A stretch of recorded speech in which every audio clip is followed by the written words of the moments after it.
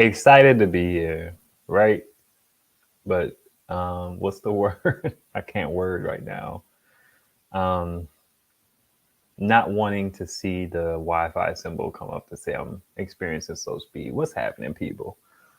Man, I feel like I haven't done this in a while, only because I did it a day earlier next week. Isn't that crazy?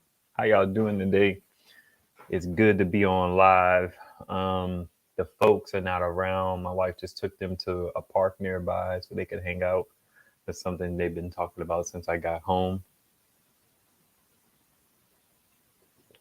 Water's on deck. Yeah, I mean, everybody from the, yeah, I mean, hey, Randy, what's happening? A couple of you folks have been around for a little bit. I already said hello to you. So any of the new folks coming in, greetings and salutations, Habari Ghani, all that jazz, right? I wanted to talk about energy, but before we get to that, I want to give a couple updates, right? What's up, Jason Noyd? Solar power, batteries, and more. I thought that was an interesting move, changing your name. I certainly get it. I think I read the comment that suggested that you do it. I was like, when I tagged you in the video that you did about the GoLabs R500, I was like, oh, he put all the stuff in there. I thought that was interesting.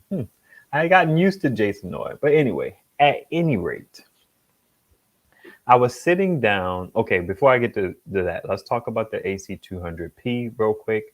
It has been shipped off. It has been delivered. They have not updated the AliExpress site to say that they got it. I have not heard anything back from them in email form yet. They emailed me in some capacity or another to say, hey, can you tell us when it's delivered? I was like, okay, but it's your label. You sent me the label. You have every way to track it that I do. So, but okay, whatever. Sent them the email. I was like, yeah, it got there yesterday. Haven't heard back from them. Followed up saying, hey, it's been about a week. Can you guys give me an update? Like, what's going on? Just a bit of integrity thing. I sent back both power bricks. So that didn't really hurt, but I feel like if I had asked, maybe they would have told me I could keep it. But I don't really need two power bricks. I hate plugging up stuff to AC, but I send them back anyway. You know what I mean? I think about that sometimes. Like, man, that was the same thing I did with the GoLabs R500 when I sent it back. I was a little bit saddened by that because when I sent the R500 back, basically, like I was talking to Jason Noyd about it, his has the issue. A couple of his viewers have the issue. Sharon's dip has the issue. It seems like a lot of GoLabs R500s have this issue where they turn off. Now, Jason Noyd's parameters for his, if you haven't seen the video, his only turned off when it was charging and discharging at the same time. I feel like I've had it turn off when it was discharging on its own, but I wasn't paying close enough attention to be definitive. And I kind of jumped the gun. How I feel like I jumped the gun in sending it back because I wanted to get another one to continue testing. I had high hopes for that R500, man. It was nice and quiet when it charged and when you was using it. So I was using it on my TV. I could power dump into it at 95 watts, 97 watts. But it seems like I may not get one again. And it also seems like they may stop selling them or, update it in some way. So I may not get one for a while. They did say that they're going to send me out a GoLabs R300, which I already have, which I'm interested in still because Scott's Projects or something, one of my contemporaries in YouTube, he did a video on it.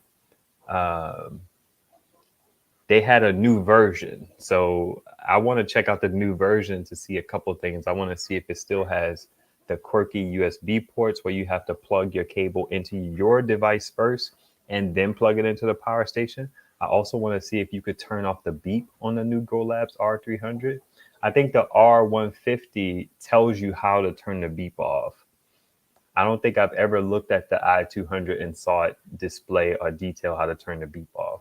So I'm kind of intrigued by that. And then I may give the the GoLabs R300 to a family member of mine. I may not, they don't necessarily seem like they're super into solar. That may be the catalyst to get them hooked. I don't know.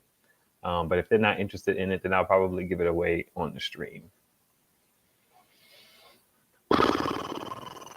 I bought up the GoLabs R500 in the same vein of the AC200P. They had a 100-watt rated USB-C cable, and I wanted to keep it, but I didn't keep it because they asked me to send all the accessories back. I typically ask, like, can I keep the accessories? Do you want them or whatever? And when I asked, they were like, yeah, send the GoLabs R500 back and all the accessories. So they said all the accessories. I sent back all the accessories, but I wanted to keep that cable, but it wouldn't have been the right thing to do. What's up, Leela Presti? What's happening? Hey, 2%. What's going on? Good to see you. Shout out to Javi. Good to see you too. The real 3 Blue Dragons. I always see the real in there first because of the REEL. What's up, man? You didn't miss much. I was just giving an update. Let's see. Okay, so no news on the AC200P front. You know, just is what it is. Hey, I can. Good to see you too. Beats, what's happening? What's happening? So I was sitting at work. I have to be back in the office a few days out of the week, and I'm not stoked about that, but it is what it is. The good thing is where I sit doesn't have a whole lot of traffic. I do sit around some of the more active people. So before the whole action happened, you know, people would kind of be, you know, going through there often when they were there, but they have like this separate work area that they work in. So they're typically not around me. I'm going to keep my joke to myself. What's up, going outside? Going outside, that sounds like you have a channel name. That name sounds familiar, but there's a lot of channels as it relates to like going and being outside and being outdoors and stuff like that. But.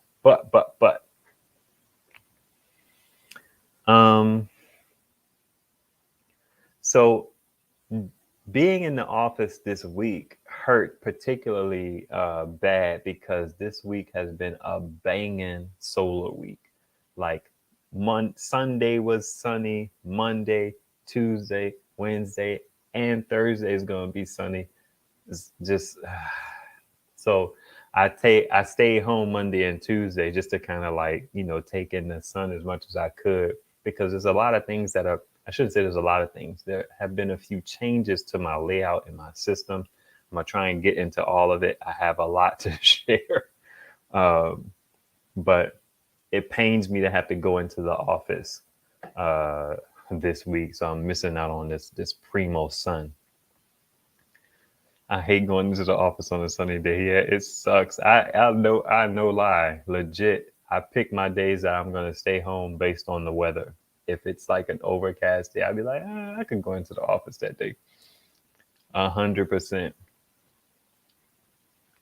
I do have some videos, but not as good as you. Well, I'll take that compliment. And Sean Cannell of Think Media says your first videos will be your worst videos. So just keep plugging at it. Now, what's your content surrounding going outside? Give me a quick elevator pitch. I know, right? AZ Sun. I was just doing a video today for the All Powers 100-watt panel because they sent me one. And I had to kind of be dude, I need to read more, man, because my vocabulary be suffering sometimes. I feel like I'm losing it. I had to be a little metered because this PA sun is different than that West Coast sun. You know, we have a lot of haze sometimes. I know y'all do too, but I've never seen some of the numbers that like Will Process had from his panels. Like I have that Renogy Eclipse panel, and he got like 100 and some odd watts out of it when he like laid it out. I've never seen 100 watts from that Renogy panel ever. So, you know, it's an interesting little thing. Day one, what's happening, brother? Gardening, camping, hiking, and a few gear reviews. Okay, cool. I'll check your channel out. Make sure you comment after the live or just comment on like my latest video so I can be able to easily click on your channel and check you out. If I haven't already, I typically go to check out people's channels whenever it sounds like they have a channel. But in the lives, you can't click on the channel and go to it, I don't think. Let's see here. Because I think they gave it back to us at one point where we could click on channels, and then they took it away and it hasn't been back. What's up, Regional Sky Girl? Man, I was reading your comment, and you said something about like the US and so on and so forth. And I had to go pull up the news. Like, is something shaking that I don't know something about? I had to go see like what the word was. And I didn't see anything crazy on, sadly, I'm in the habit of going to CNN's page first, because many moons ago, CNN actually used to be like a reputable news channel. They kind of like went left, like whatever. And so I don't see them as being like the beacon of kind of down the middle news as it relates to us here. Sometimes if I'm being active, I'll go to like the BBC or something like that, because as far as I can tell, they're supposed to be kind of in the middle. But anyway, I went to CNN and nothing kind of jumped at me. So I was like, what am I missing? Okay. So I watched the news from around the world. I gotcha. Living in Florida, it's crazy not to get solar going. Yes, it's relatively flat in Florida too, right? What's up, Lowe's? Good to see you. Oh man, rest in peace, Kevin Samuels. Did you follow Kevin Samuels? I have to think. I'm super technical, you know what I mean? So I don't particularly like the rest in peace saying, but I haven't come up with anything better than that. But you know, definitely Kevin Samuels passed away. So you know, that sucks. I wasn't really into his content. I'm not really into the, what do they call it? The man verse. I know Four Elements United. If my man Win was around here, he'd be able to explain that to me, because they kind of move in that realm. Somebody's calling me. Spam, probably. All right. So I do have a list of things that I wanted to talk about. I should probably just pull that on up. Let's see here. Oh, I wanted to talk about the Alcatel. No, the BigBlue video, because I was reading some of you guys' comments and people were like, "Man, I'll never buy a BigBlue product again." And I started to feel bad for BigBlue, because you know I understand. You know, I tried to respond to them like, "Yeah, I get it. I understand 100%." I know it's hard to kind of get over that barrier once you feel like a company has not done right by their customers. Excuse me. And I started to feel bad, but it's just like, I mean, they kind of walked right into that. And I hope they can redeem themselves with some better products. I hope they can redeem themselves by doing right by people with this particular product, because I got two of them dips, and both of those dips are weird. And I've had other people talk about, at least one other person talked about how they had two of them and both of them were weird.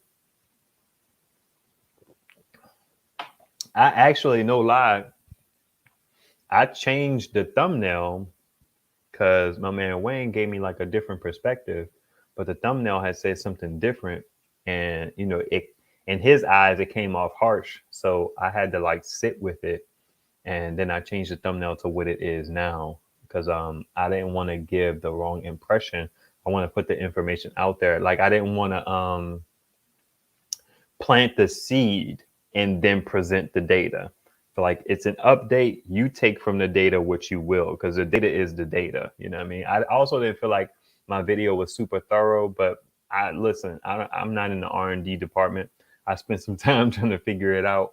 I didn't want to waste a whole lot of time like being in the particulars. The fact that I had to be that granular with the testing, and the fact that it required maybe a little more granularity with the testing, speaks to an issue with the device, not necessarily an issue with me. So I hope I presented it in such a way where people took away what they needed to take away.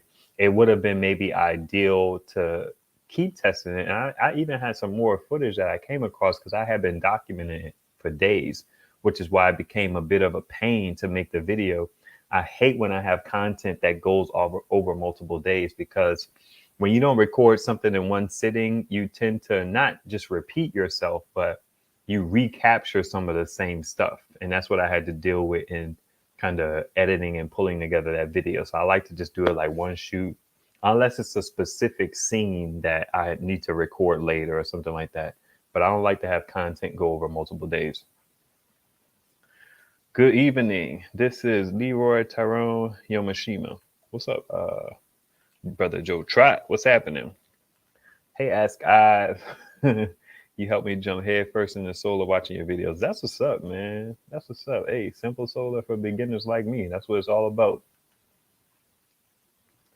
And seriously, the U.S. is kind of shaky dog right now. What do you mean? What's going on in the U.S.? Enlighten me, Regional Sky Girl. As it relates to what you think, you know what I mean? I'm not asking you to be my news person, news anchor, but I don't really get down. I check in every now and then, but for the most part, I be out here just living the dream, right?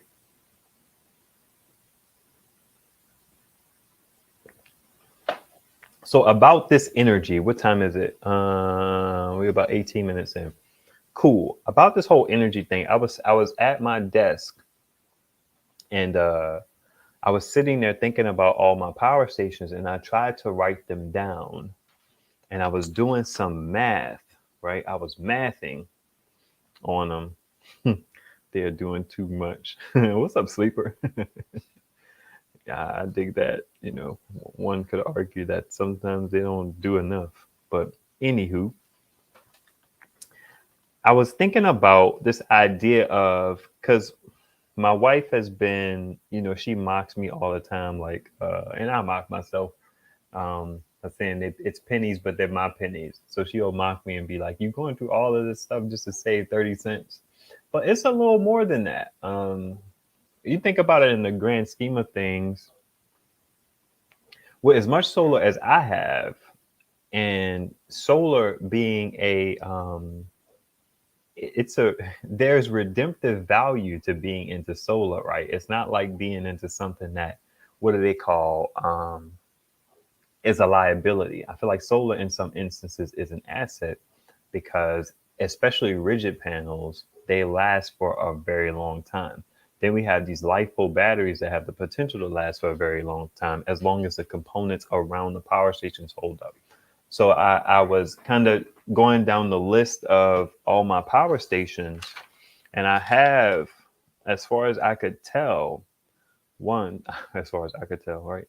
1, 2, 3, 4, 5, 6, 7, 8, 9, 10, 11, 12, 13, 14, 15, 16, 17, 18, 19. I have 19 power stations.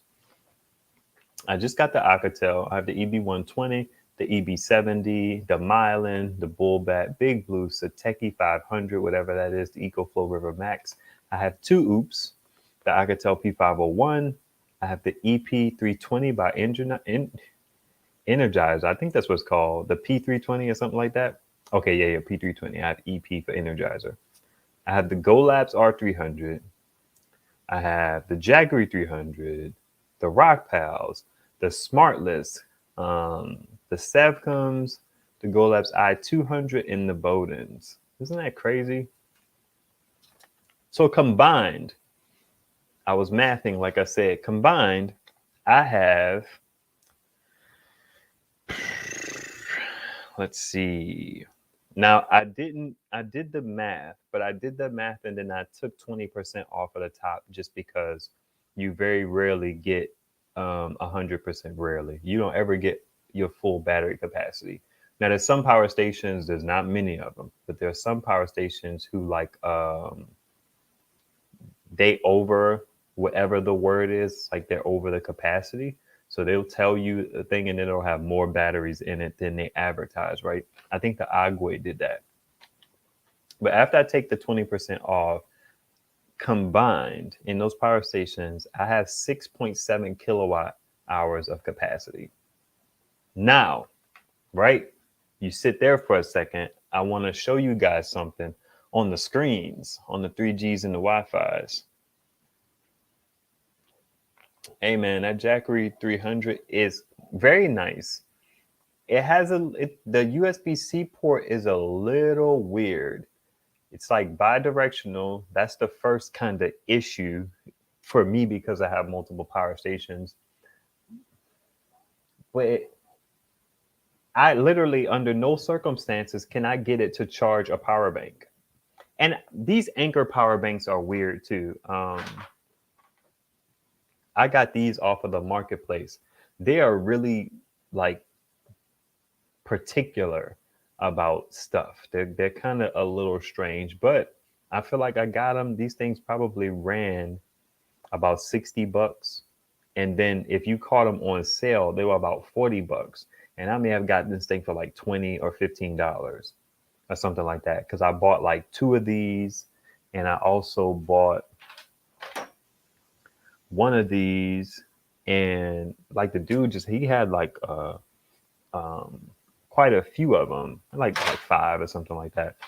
So I bought like three or four of them, and so it's kind of weird. So when I try to charge these little power banks, because I use them on my cameras all the time, and I use them. This one doesn't work on my USB light, but I use the one that does work on my USB light all the time. When my power stations start to get full over there in my little kitchen area, I try to dump into these because they don't last very long. I mean, they last appropriately long enough, but not as long as a power station. But I can't get that Jackery to charge them. The Jackery always wants to take the power. So, you know, checking in late as usual. What's up, Wayne? Solar Crew. Solar Rich. Hey, I'll take that. So much stuff to talk about. Okay. We talk about the 6.7 kilowatts, right? Then I wanted to show you guys something. Let me pull it up on my screen here in a second. Boom, dizzle, high kizzle. Let's go here.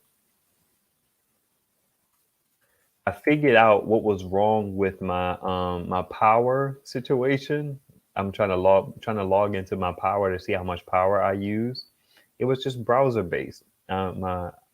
I called the people today, and the lady who answered the line, she logged into my account on her end. Sometimes like applications and stuff have this like appear as or assist or something like that that allows a company to log in as you and see what you see, and it worked just fine for her. And I was like, what browser are you using? And she said Edge. And I was like, you know what? That's probably it. I don't use Edge for anything other than Facebook and work remoting in and stuff like that. So I was like, I bet you that's it. Because I use Brave and I use Opera, and they have built in like ad situations where they block ads and they block trackers and they block all of this sorts of stuff. And it can cause some sites to work, not be wonky. I gave y'all more information than you probably wanted, but it's all right because it's Saturday night. Um, all right, so I'm gonna go to my electric usage, and it's actually going over this time because I'm in Edge. I like Edge actually. Internet Explorer sucked on browsers. They're kind of going in this round robin of one browser gets better and then becomes bloated and starts sucking. That was Google, because IE just sucked. Internet Explorer. Google came along and kind of changed the game. Actually, it was IE, then Firefox, then Google came and ate everybody's lunch, and now the Google Chrome is just a monster. It's really bloated and stuff like that. And I've been trying to like divest from the Google ecosystem. I don't want them to have access to all of me like they used to. So I start parsing out my internet activity to different browsers. And Edge is based on Google, but it's like it's nice, it's clean, it's fast.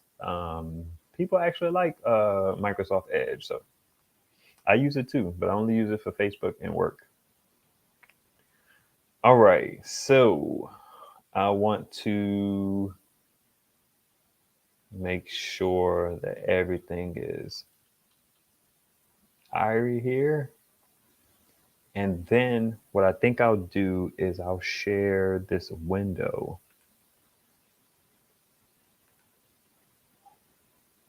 The edge is a dumpster fire.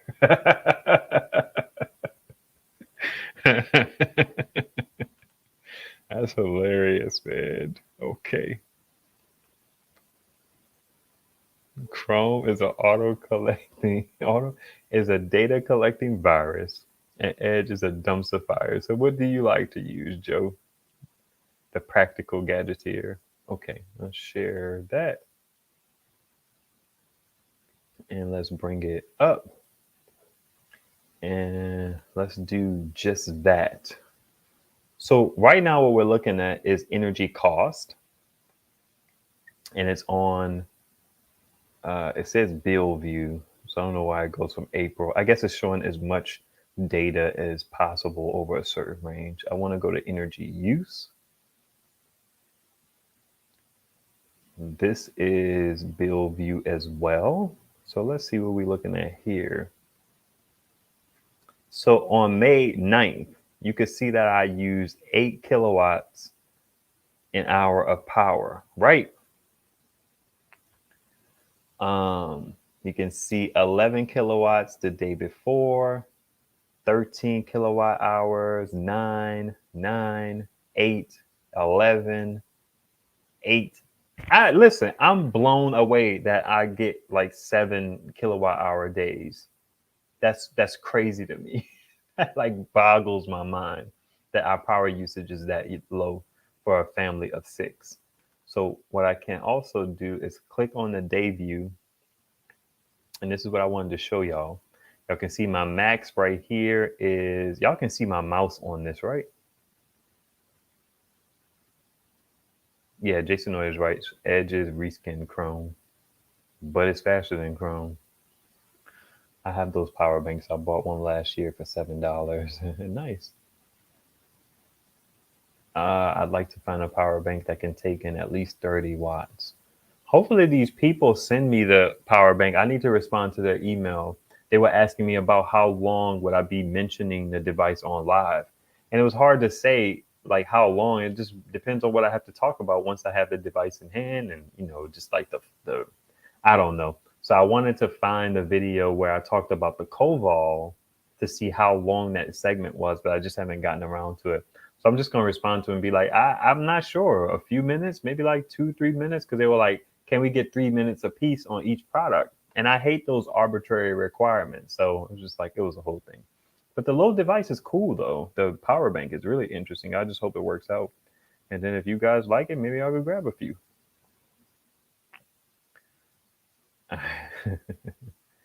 All right. Let's see. My average is, wow, 4 to 5 kilowatts daily. That is fire. That's pretty dope.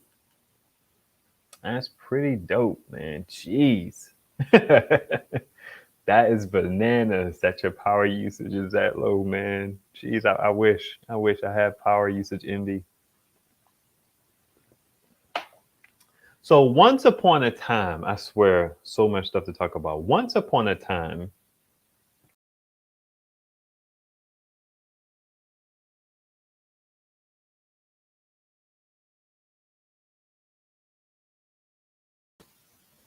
okay,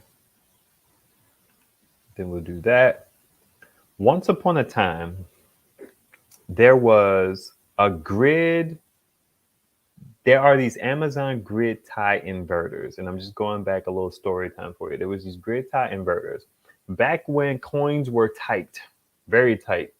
I wanted to get into solar, and I wanted to get into solar without batteries. So I was going down all of these processes to figure out, like, can I use solar without the batteries? Because the batteries back then, about 2 years ago, were the most expensive piece of the solar puzzle. They still are, but the battery costs are coming down, right? The grid tie inverter allowed you, I don't necessarily promote the grid tie inverter because I feel like they're cheap. Me and Setai talk about this stuff kind of often, or at least often for a period of time. Actually, he just messaged me. Let me tell him I'm live. We talk about this stuff kind of often. Uh-oh, I see a box in your video. I'm live, bro. And these grid tie inverters, they came in like what, 500 watt hours or watts, 1,000 watts, stuff like that. So I was contemplating, um, just for the sake of trying it out. I don't know if how often I would have done it because I don't trust stuff like that. And they talk about how you could have issues. I think Will used to have videos that he had on it and he took them off because he used to always say he's worried about people burning their houses down and all that jazz. So um, it would be really nice if he made a video, but I think Will's a little paranoid. He doesn't want to have that stuff on his conscience. So he took the stuff down. I've never seen it. Maybe he made the video. Anyway, I'm over elaborating. So you think about getting like maybe a 500 watt one or 1,000 watt because they say you don't want to max out your inverter on the daily, on the regular, because you could burn it out, especially with those cheap grid tie inverters. Let me back up a little bit. The grid tie inverters that I'm talking about, you could hook solar panels directly into. I guess I'll need to have this up at the moment. You could hook solar panels directly into it and plug that dip directly into your wall, and it would go out first on whatever circuit it was plugged into. And if you were producing enough power, maybe it was spread throughout your whole home. Don't quote me on any of that. That's me kind of deducing from the videos that I've watched. So I had those two HQST 100 watt panels. So I was entertaining getting a 500 watt grid tie inverter, or maybe even 1,000 watt, just to give it a lot of headroom, right? The reason why this particular thing comes into play is I was looking at my baseline, because you're not really, they say it's illegal. You're not really supposed to do that in a lot of places. But this guy, he has these videos and he was just saying, like, maybe what you want to do is you want to kind of float under your radar. So if your baseline is about 300 watts, then you want to stay under that. And then your electric company has no reason to be alarmed because you're not going into the negative, or you're not zeroing out, or you're not causing, maybe if you have the appropriate meter, you're not causing it to run backwards. And even if you cause it to run backwards, if you weren't on that plan, then you weren't reaping any benefit anyway. So it's a whole thing. It's a whole thing. So I was looking at this chart to figure out and see what's my baseline so I could figure out how much power I would need to kind of stay under the radar. So this is back to this like whole idea of energy usage. You could see here, right? I've used at night some 200 kilowatts or 200 watts. It's 0.2 because, you get it. I hope. That's 200 watts of power, 170 watts of power. Actually, this is impractical because I have power stations kind of taking on some loads. Let's go back a little further. Let's do maybe about a week ago. But my baseline, long story short, my baseline is about 200 watts. That's the lowest I've seen power when weather is okay and we don't have heaters running and we don't have ACs running. So you can see that this is probably like a little bit higher, but it's somewhat normal. 360 watts, 260, 230, 260, 250, 211, 210, whatever. So you can see all of this information I have. And then I'm also putting that in perspective of this idea that I have 6.7 kilowatt hours of power in all of these power stations. Now, some of them are 300 watts. It's a little impractical to count that stuff, but it could be useful in some regard to bringing down my energy usage substantially. I mean, if I had a transfer switch and I could figure out a way to, leverage the amount of power that I can store and the amount of power that I can produce, I can pretty much really get my power usage down to a negligible amount, right? I'm excited about that. So, let me see what y'all snapping and trapping about. Let's see here. Let's see. I think if I went to a gas, okay, you and MJ are talking about power usage. Vegas Romaniac has some great videos on grid tie, if that's what you're thinking of. I was only thinking of in terms of ease. Now, Setite has been talking about these inverters, like these in phase or whatever dips that basically do the same thing. They change DC power into AC, but then you got to deal with like wires and stuff, and that's way too. I'm not there. I like the grid tie inverter because it was something that plugged directly into the wall.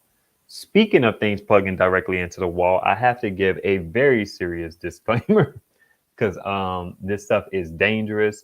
Silver Symbol did a video on these plugs with male ends on both sides. Now, I've been thinking about that a lot over the last few days. Truth be told, I ordered a cable. I don't know if I'm going to use that cable, but I ordered one. So just put that out there. This idea of putting power into your Silver Symbol explained it this way.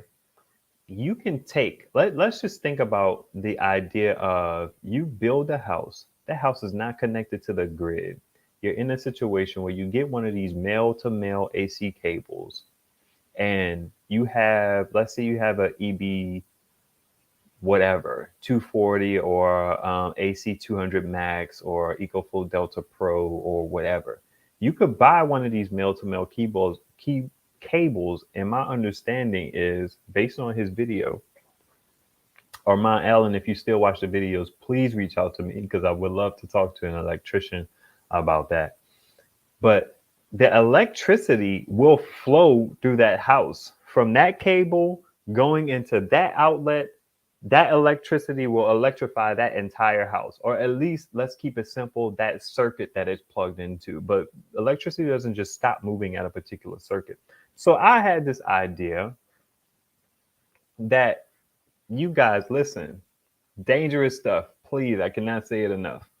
I had this idea because Silver Symbol said, if you go to your panel, his whole take on it was, it's a dumb thing to do. Don't do it. Now, the reason I liken it to this idea of people telling you not to plug window air conditioners into extension cords. And I don't like that logic because all you have to do is get the proper rated extension cord. That's my pseudo informed assessment. I'm not a professional, you know what I mean? This is informational purposes, educational purposes, entertainment purposes, whatever people say to protect themselves. Entertainment purposes only. If your air conditioner, especially a 5, 8,000, 10,000 BTU unit, only uses a certain amount of power, maybe it uses a bit more during the surge because the surge can bump it up high. But as long as you get the proper rated extension cable, why shouldn't you be able to plug an air conditioner into an extension cord? I don't get that. I liken this stuff to, it's a lot more dangerous. But the principle is, they tell you not to do it because they know people can be careless and people are ID10Ts, right? So when I think about this situation, Silver Symbol said, if you turn your breaker off, that disconnects you from the grid. And you could, in theory, plug a power station or generator or whatever into an outlet, and it could electrify whatever. And he made the point that says, even if let's say there are no line workers working on the line, he was saying that electricity, because that's the reason why when solar is installed, they have all of those switches and all of that stuff. And they have the islanding or anti-islanding features and all that jazz to make sure that when the power goes down, your whole solar system goes down, because they don't want the line electrified. So that's what those switches are for, I presume. But he said that if you turned your breaker off, that essentially disconnects you from the grid. So in theory, working backwards from his admonishment, if I turn the breaker off and I make my whole home or whatever circuit live, that power, because of the breaker, literally shouldn't be able to flow to the line. I'm gonna pause there and see what y'all snapping and trapping about. This is something that I was talking to Setite about. I see his name there for sure. Hey, Darlene, what's happening? So Jason is saying 12 gauge would be fine up to 1800 watts. Right. In theory, so okay, cool. I got you. Because I guess I understand it because you have to figure out how much your air conditioner surges up to. And then you also have to figure out how much it uses when the compressor is on. But we all can tell that by just a simple watt meter. And if you got like a 10,000 BTU, a 8,000 BTU, I learned this tip from Minuteman Prep. He said typically the watt usage is going to be 10% of that. Typically. So 6,000, 600, 10,000, 1,000. If 12 gauge is rated up to 1,800 watts, why can't you plug an air conditioner into an extension cable? Here's the problem though. We, as a society, we buy those little cheap extension cords from Walmart and Dollar Tree and wherever.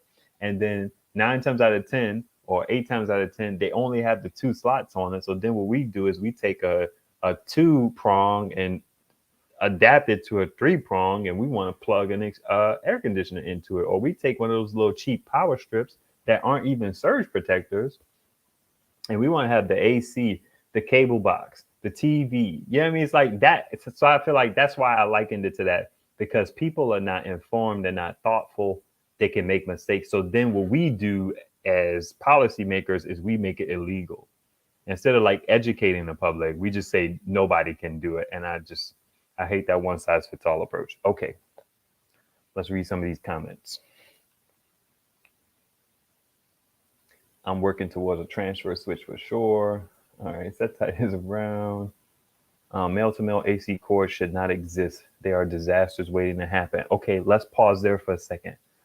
Brother Joe Trot, this is what I was thinking about, because that is dangerous. But you think about that in terms of how a power station, the AC is not live. So if you have a situation in this scenario that I'm thinking of where you turn your breaker off, top layer breaker, and I'm going to delve into some more details as it relates to what I was thinking about, but you turn your breaker off. And if an electrician can tell me that when you turn that breaker off, there's no way for power to come from the grid to you, or for any of your power to go back to the grid, there's absolutely no way, then I don't understand how that could be dangerous. There's no power to your house. There's no power on the power station. You could literally sit your whatever on your counter, plug it in, make sure everything's good, and then turn on your power station. Crisis averted. Super dangerous, much like how electricity is dangerous. I get that. I understand that completely. Silver Symbol also talked about how he talked to, the male receptacle and the female receptacle, and why it is that way, because electricity is there. It's live. It's not turned off. So that's why you can't just touch it. And I get it. Let me see what else you got to say. I'm going to scroll down and see if you got another comment for me. Practical Gadgeteer. I don't see any, so I'm going to scroll up and go through these comments. Okay. Transfer switch is the safer way to do it. I agree. You need both phases too. I guess you would need, I'm guessing you mean split phase, like both phases. I don't know what that means. That's why I want to talk to an electrician, because I wouldn't use my stove with it. I wouldn't use my dryer with it. To keep it a buck, what I have in mind is, let's say you take one circuit and turn it off, and then you plug a power station into just that circuit. How does that work? I don't know. I'm curious, because if the main breaker ties you off from the grid, thus turning your power off, right? That's what the whole purpose of it is, I presume, I deduce. But if you take another circuit and you pop it out and you turn that off, then that's off the grid. Thus, it doesn't get power. Can power leak? I feel like that's what breakers are for, right? Am I tripping? Again, very dangerous. Dangerous. No, don't. This is just an intellectual discussion.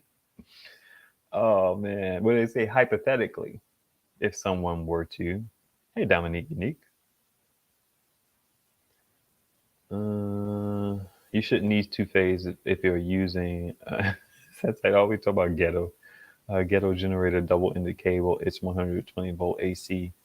It's a single phase circuit. Many extension cords aren't rated for a window AC. I personally would use a cord with the proper rating. Yeah, that's the reason why they tell you just don't do it. I'm like, why can't I do it? I do what I want to do. It's just that extension cords are often too low gauge. I ran blah, blah, blah, blah, blah. AC extension cords for years, but they were expensive enough that I cried a little. Okay. Let's see. If you're talking about your whole house, yeah, you need a split phase to handle your main. How AC, electric dryer, electric stove. Okay, so we're tracking along the same page. Yeah, I had a standing freezer melt an outlet using a crappy flat extension cable. Yeah. When cutting the breaker off, you're only cutting the live line wire. What about neutral and ground? I don't know if those are still hot too. Good question. Day One Fisher said you're blowing my mind.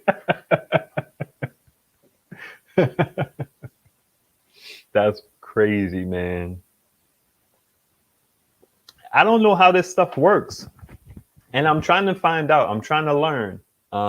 I was talking to my wife about it, and she was like, "Babe, that doesn't sound like it's worth it."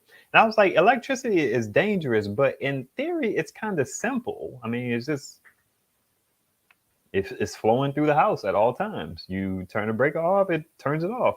But like Jason was saying, what happens to those other two? What are going on? I hope our man Island emails me. Um, I had my wife make another post on Facebook about electricians. I was talking to one guy. He may be coming around here soon, so hopefully I could pick his brain. And then there's another guy I could kind of reach out to. Hopefully I can pick his brain because I'm curious. I want to know how this stuff would work. Because, and it all goes back to, right? I don't mean to, let's see. It all goes back to this. I use very little power throughout my home. You look at some of these figures, like let's just talk about Saturday. You know, everybody's home, 280 watts. I could get 250 watts from my Renogy panel by itself. It's like, and then that's just the instance of it. I could even, you got the Alcatel. The Alcatel can be charged from AC and solar. Now, the thing about that Alcatel is you can't make it charge slower. So I literally have no power stations that could feed into it. I mean, they could feed it. No, they can't. I was about to say they could feed into it through 12 volt, but no, that's not. 12 volt would be used by solar. The Anderson plug would be being used by solar. So think about it in the inverse. If I have that EB120 and I decided to put it on a circuit that just ran my kid's bedroom, which is just like a little Walmart fan, a Wise camera, and a lamp. You know what I mean? It's like that should be able to do that in theory, but I'm trying to figure it out. But then, like, let's say you have the EB120, which only charges at about 500. No, it's not even 500 watts. It charges from like 250. I could backfill that from the Alcatel easy.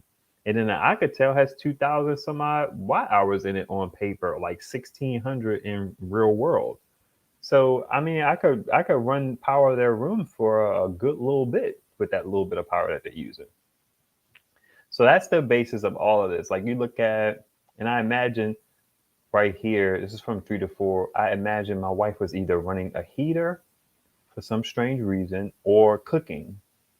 Probably here too. We typically just do not use a lot of power, man. It's like we used to have like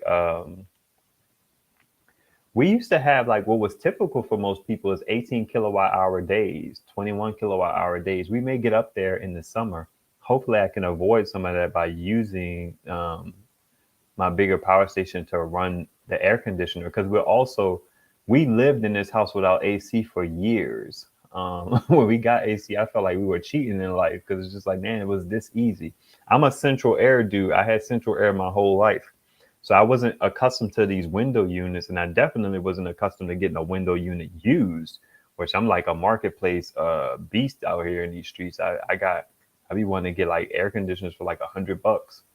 It's just like, you imagine bringing coolness into your home for $100 when those typically cost like 170, 180, 200. I mean, you could get some of those cheaper ones for whatever, but they were barely cool a small room. But anyway, I said that to say that we are not people who need the AC on all the time. So if I had to run a 8,000, a 10,000 watt BTU air conditioner, I could run that for like an hour or two with solar coming in and supplementing the power, and be fine. Like, it's going to be cool to be able to run fans more often this summer, because I enjoy being able to run my 100 watt fan off of solar. That was a cool thing to keep the air moving. My wife didn't complain as much about it being hot. She didn't need the air on as much because as long as we have air moving in the house and we keep our shades closed and stuff like that, our house doesn't get very warm. All right, let me see what y'all snapping and trapping about. Hey, Yvette, good to see you. What is with these numbers? Are you honest? Oh man, it sounds so worth it, but it's still way over my head. Got to drive home. I'll be listening, not texting. All right, man, you drive safe. Let's see. Wink. Oh, okay. I'm working my way backwards too far. Let's see. EB 120, 500 watt solar input. Yeah. Yeah. Amish was funny. Man, I like laptops for that reason. They don't use a lot of power. That's something that was very important to me. I don't want a laptop that uses a whole lot of power. People be getting these super powerful editing laptops, and it's just like, my videos aren't that complicated. And I always tell people, because I'm an IT guy, I always tell people, like, your computer can do it for the most part. It's just going to do it slower. You know what I mean? I mean, sometimes you really hit a wall and a computer just cannot do what you're asking it to do. But I don't record in 4K. I don't need that fancy stuff to be out here editing things. This laptop that I'm on right now that I got used off of the marketplace for a good little grab versus spending like 700 to 1,000 to 1,200 to maybe a little more, because they didn't even make a laptop that I wanted. I was going to kind of settle. So I have been watching the marketplace to get a laptop. This thing, once it's full, it only uses 10 watts of power and it charges at about 40. So, you know what I mean? It's like my monitor that's next to it uses like 15 watts, 13. And I have the ability to adjust the brightness. So TVs are smart, Energy Star rated or whatever. So they don't use a lot of power either. And I turn on the power saving on them. It's like, we don't have a lot of stuff, man. I run my Plex server off of a Raspberry Pi instead of a computer. It's a little bit of a pain to set it up, but it uses 4 watts. And all my movies are like 1080p. Actually, the movies from my movie collection are like 480p or whatever it is, 420, whatever. So as long as the Raspberry Pi is not trying to transcode, Setai, you know this, as long as it's not trying to like do some crazy stuff, it works fine. Original thing goes right over the network. It's good. I actually have a short I sent. I don't know if it was a short. Maybe I put it on. I don't think I put it on Instagram yet. I'm gonna put the video up on Instagram to show y'all what I'm talking about my Raspberry Pi. I showed it on the lives before. All right. I can't imagine not having on the central air house as a sauna upstairs in this summer. I'm ready to put the AC on now. I found that if you want to, you can become accustomed to warmer temperatures. My dad is 89 and likes to be warm, so our thermostat is set to 80 during the summer with central air. I dig that. Then it's served. Enjoy. Thought I was gonna die. It took me a few weeks to get used to the warmer temperatures, but now I'm Gucci. Hey. Dave Fisher says, I love Raspberry Pi. It's so fly. I just wish there was an easier way to install Plex. because I don't know if it's easy on any platform. Once I find distribution, which is what they call Linux packages, like operating systems or whatever. Once I find a distro that can easily install Plex or that comes with Plex installed, man, it's gonna be a good day. It's gonna be a good day because the stuff I had to figure out to install Plex, it wasn't like overly complicated, but it was involved, which is why I entertained the idea of just using a PC. So I bought this PC off of the marketplace from this guy to be able to run Plex on it, but it's loud and it uses like 40 to 50 watts or something like that. I actually would love the idea of trying to find a fanless PC. I'm kind of like really into this idea of getting like a small PC that's very power conscious or whatever, and being able to run Plex off of that, because installing Plex on Windows is just so much easier. If I could get something that uses like 10 watts, I'd be game. But those little small PCs are expensive, and they're not cheap. Um, but yeah, my Raspberry Pi gets it done. 5 watts. Can't beat that. You literally cannot beat that. If I'm in a situation where I go to a hotel room or we lost power or something like that, my idea is to be able to still entertain my family and my kids and still be able to get by with local entertainment. That's why I don't like stuff. I don't like tech and gadgets that requires the internet. That's so stupid to me. I hate that about stuff. I hate that my cameras have to go out to the internet just for me to see video on my own network. And as far as I understand, the only thing that really allows you to do that is like the Pi camera, because the Raspberry Pi has the ability to hook a camera up to it. So you can kind of set up this home network situation.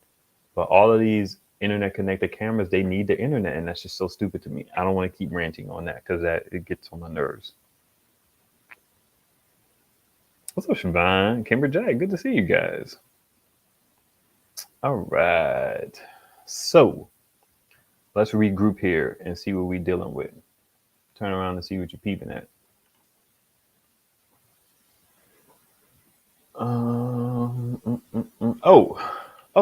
Another piece of this that I was dealing with. So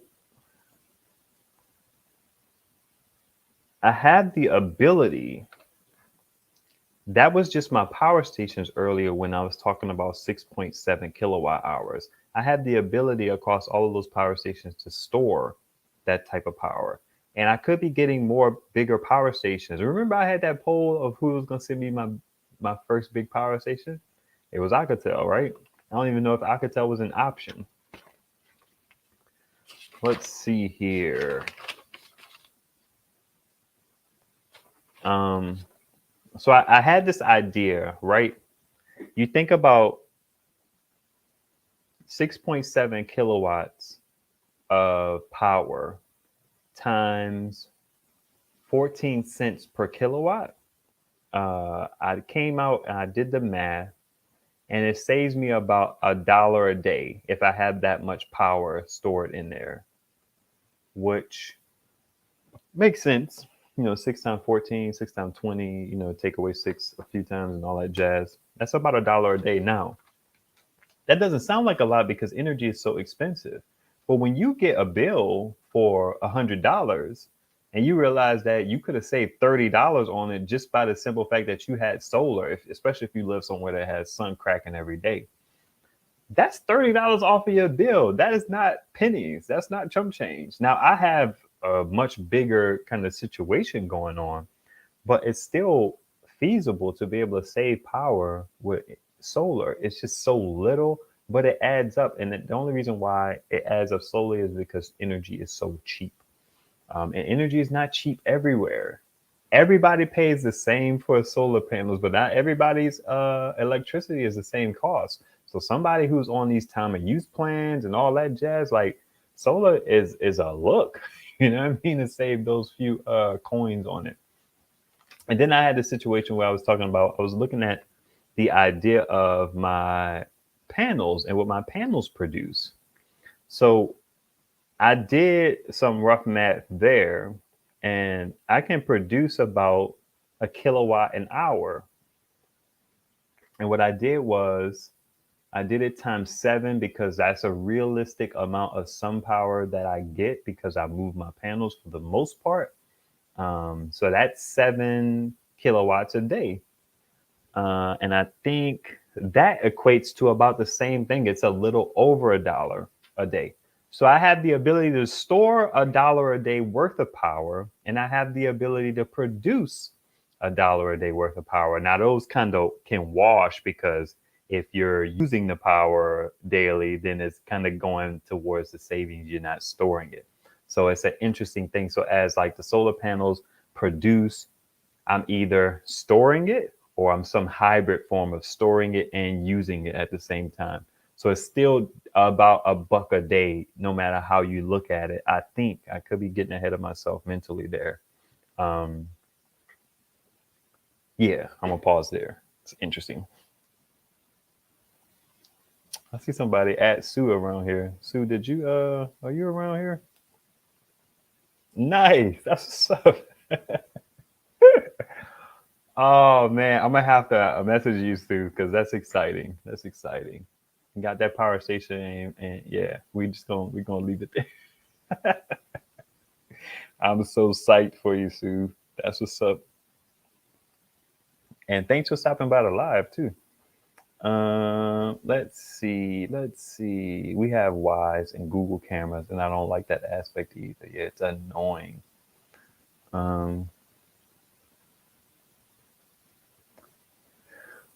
We are getting close. Okay, so y'all just it's getting hot. Oh man, that's great. That's great. So I wanted to talk about like my so I've been finding a groove with my solar system lately.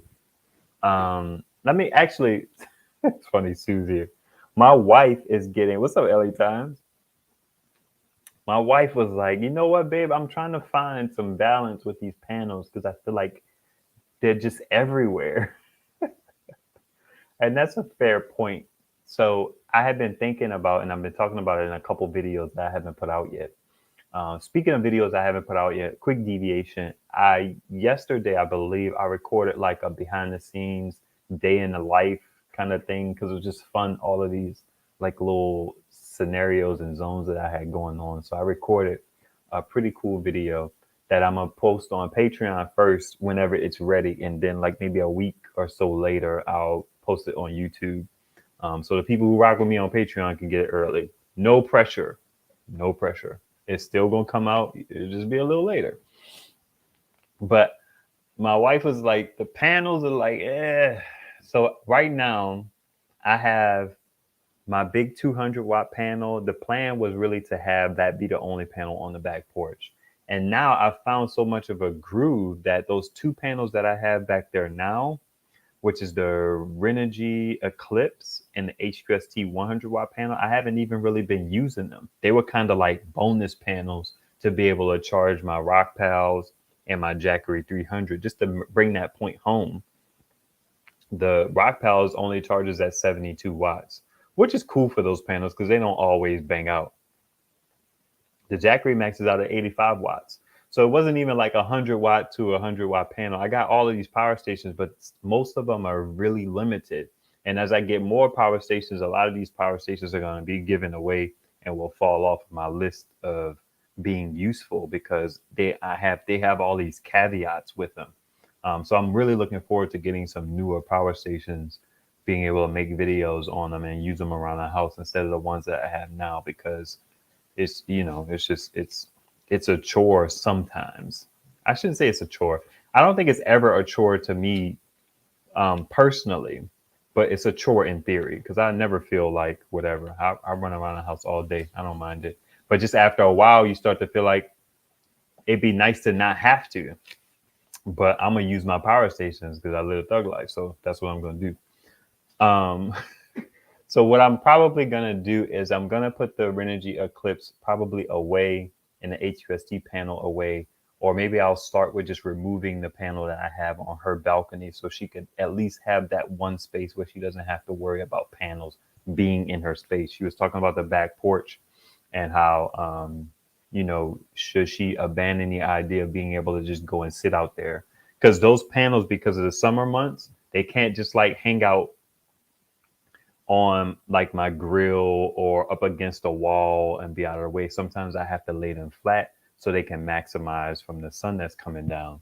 So they get in the way, and they weren't meant to be back there. I want to get my other panel fixed, and then maybe if I need to, because I may not need to, if I need to, I want to be able to put those two 100-watt panels away and put another 200-watt panel back there.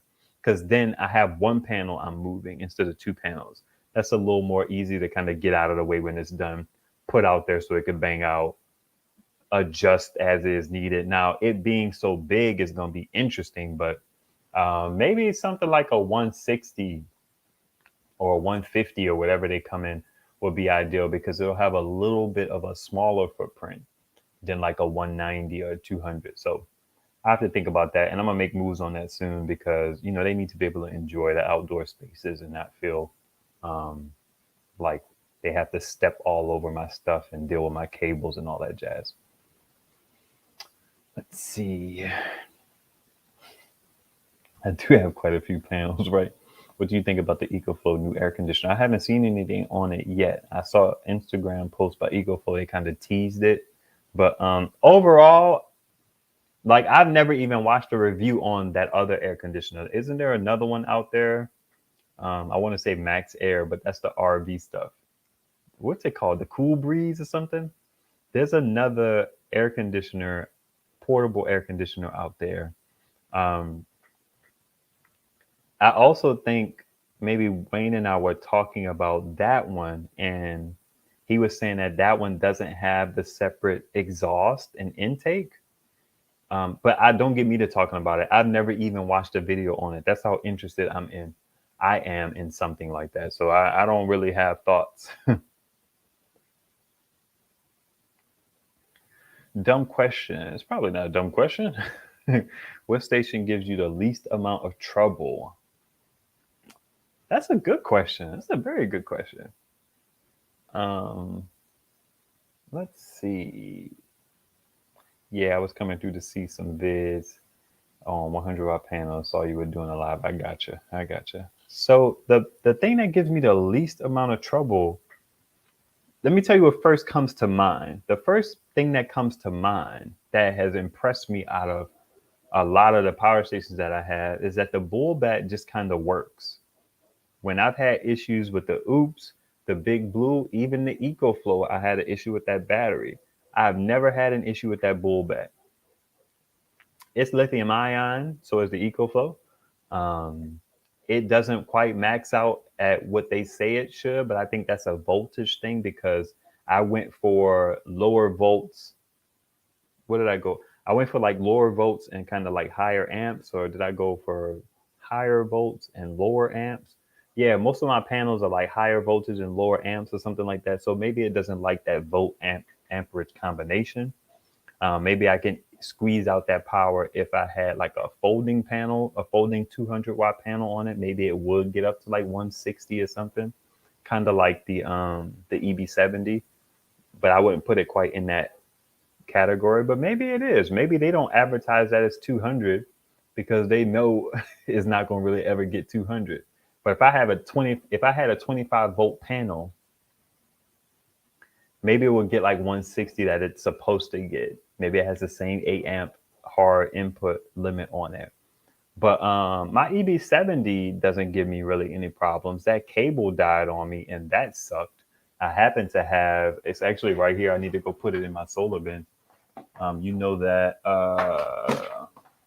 EB70 takes 8 millimeter. I bought this some time ago when it was really more inexpensive. It was like $10 cheaper than it is now. I think it's like almost $37. I got it when it was like 23. This has 8 millimeter on it right here. So I was using this for a while. So I had an issue with the cable, but not the device itself. That's why I don't really like these power stations that don't support 100-watt PD bi-directional charging. It could even just be PD input charging at this point, man. Because if your port for charging your power station dies, especially with how loose 8mm can be sometimes, how like finicky it is, then that power station is shot. What do? You're gonna have to take it apart and figure something out. And I ain't gonna do that. Let's see. Mitch, what's happening? Here's a little coin to get you started on your first DIY. Don't let all I in my mind, I think Master P. Don't let Will Frost down. Well, thank you, sir. I appreciate that greatly. DIY. I do like those all-in-ones. If I ever went to do it yourself, that's the way that I would DIY. I'm not gonna buy no battery cells and all that jazz. I would get one of those EG4 batteries.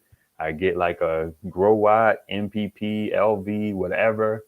Hopefully one of the ones that has MC4 connectors on it. Hopefully in the future they start just putting AC extension like cords on them that I don't have to pull apart extension cable and wire myself, because I don't want to do that. I don't want to do it. But that's the way I would DIY. I like the idea. I do. That's interesting, man. I don't know what else that I would say I've had the least amount of problems with. You know what? The Sateki, the one that Jason Noy did the video on, I have it and I need to do a video on it. I just suck in that regard. That one's been really, I've relied on that one really heavily to run my TV.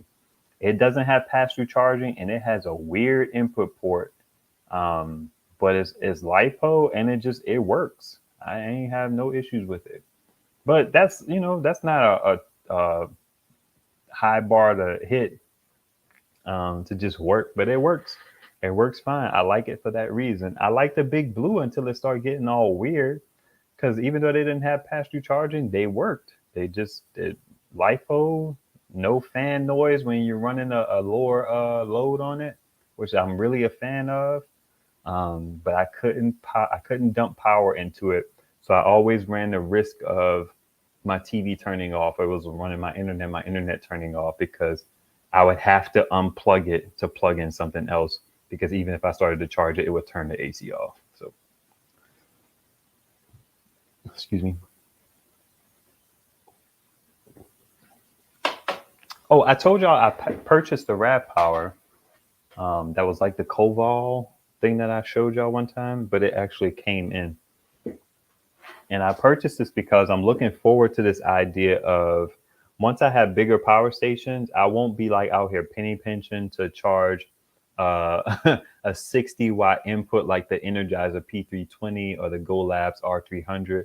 I won't be out here putting a 100 watt panel on that just because I have panels and I need to maximize. I imagine I'm gonna get to the point where these power stations are going to be bigger, and then I could just take them from AC and then charge two. If you can see that, I could change the focus, but why bother?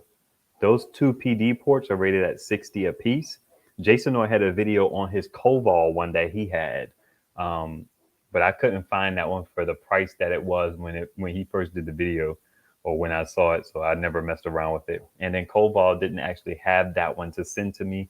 This one was on sale, so I grabbed it because I like the fact that it's two 60 watt dips, and you could get 60 watts out of each at the same time. So that's perfect for a GoLabs. That's perfect for a Jackery. Perfect for not the Rock Pals, because the Rock Pals only charges via 30 watts over USB-C. That Rock Pals, man, that 72 watts of solar input is what keeps it around, to be honest.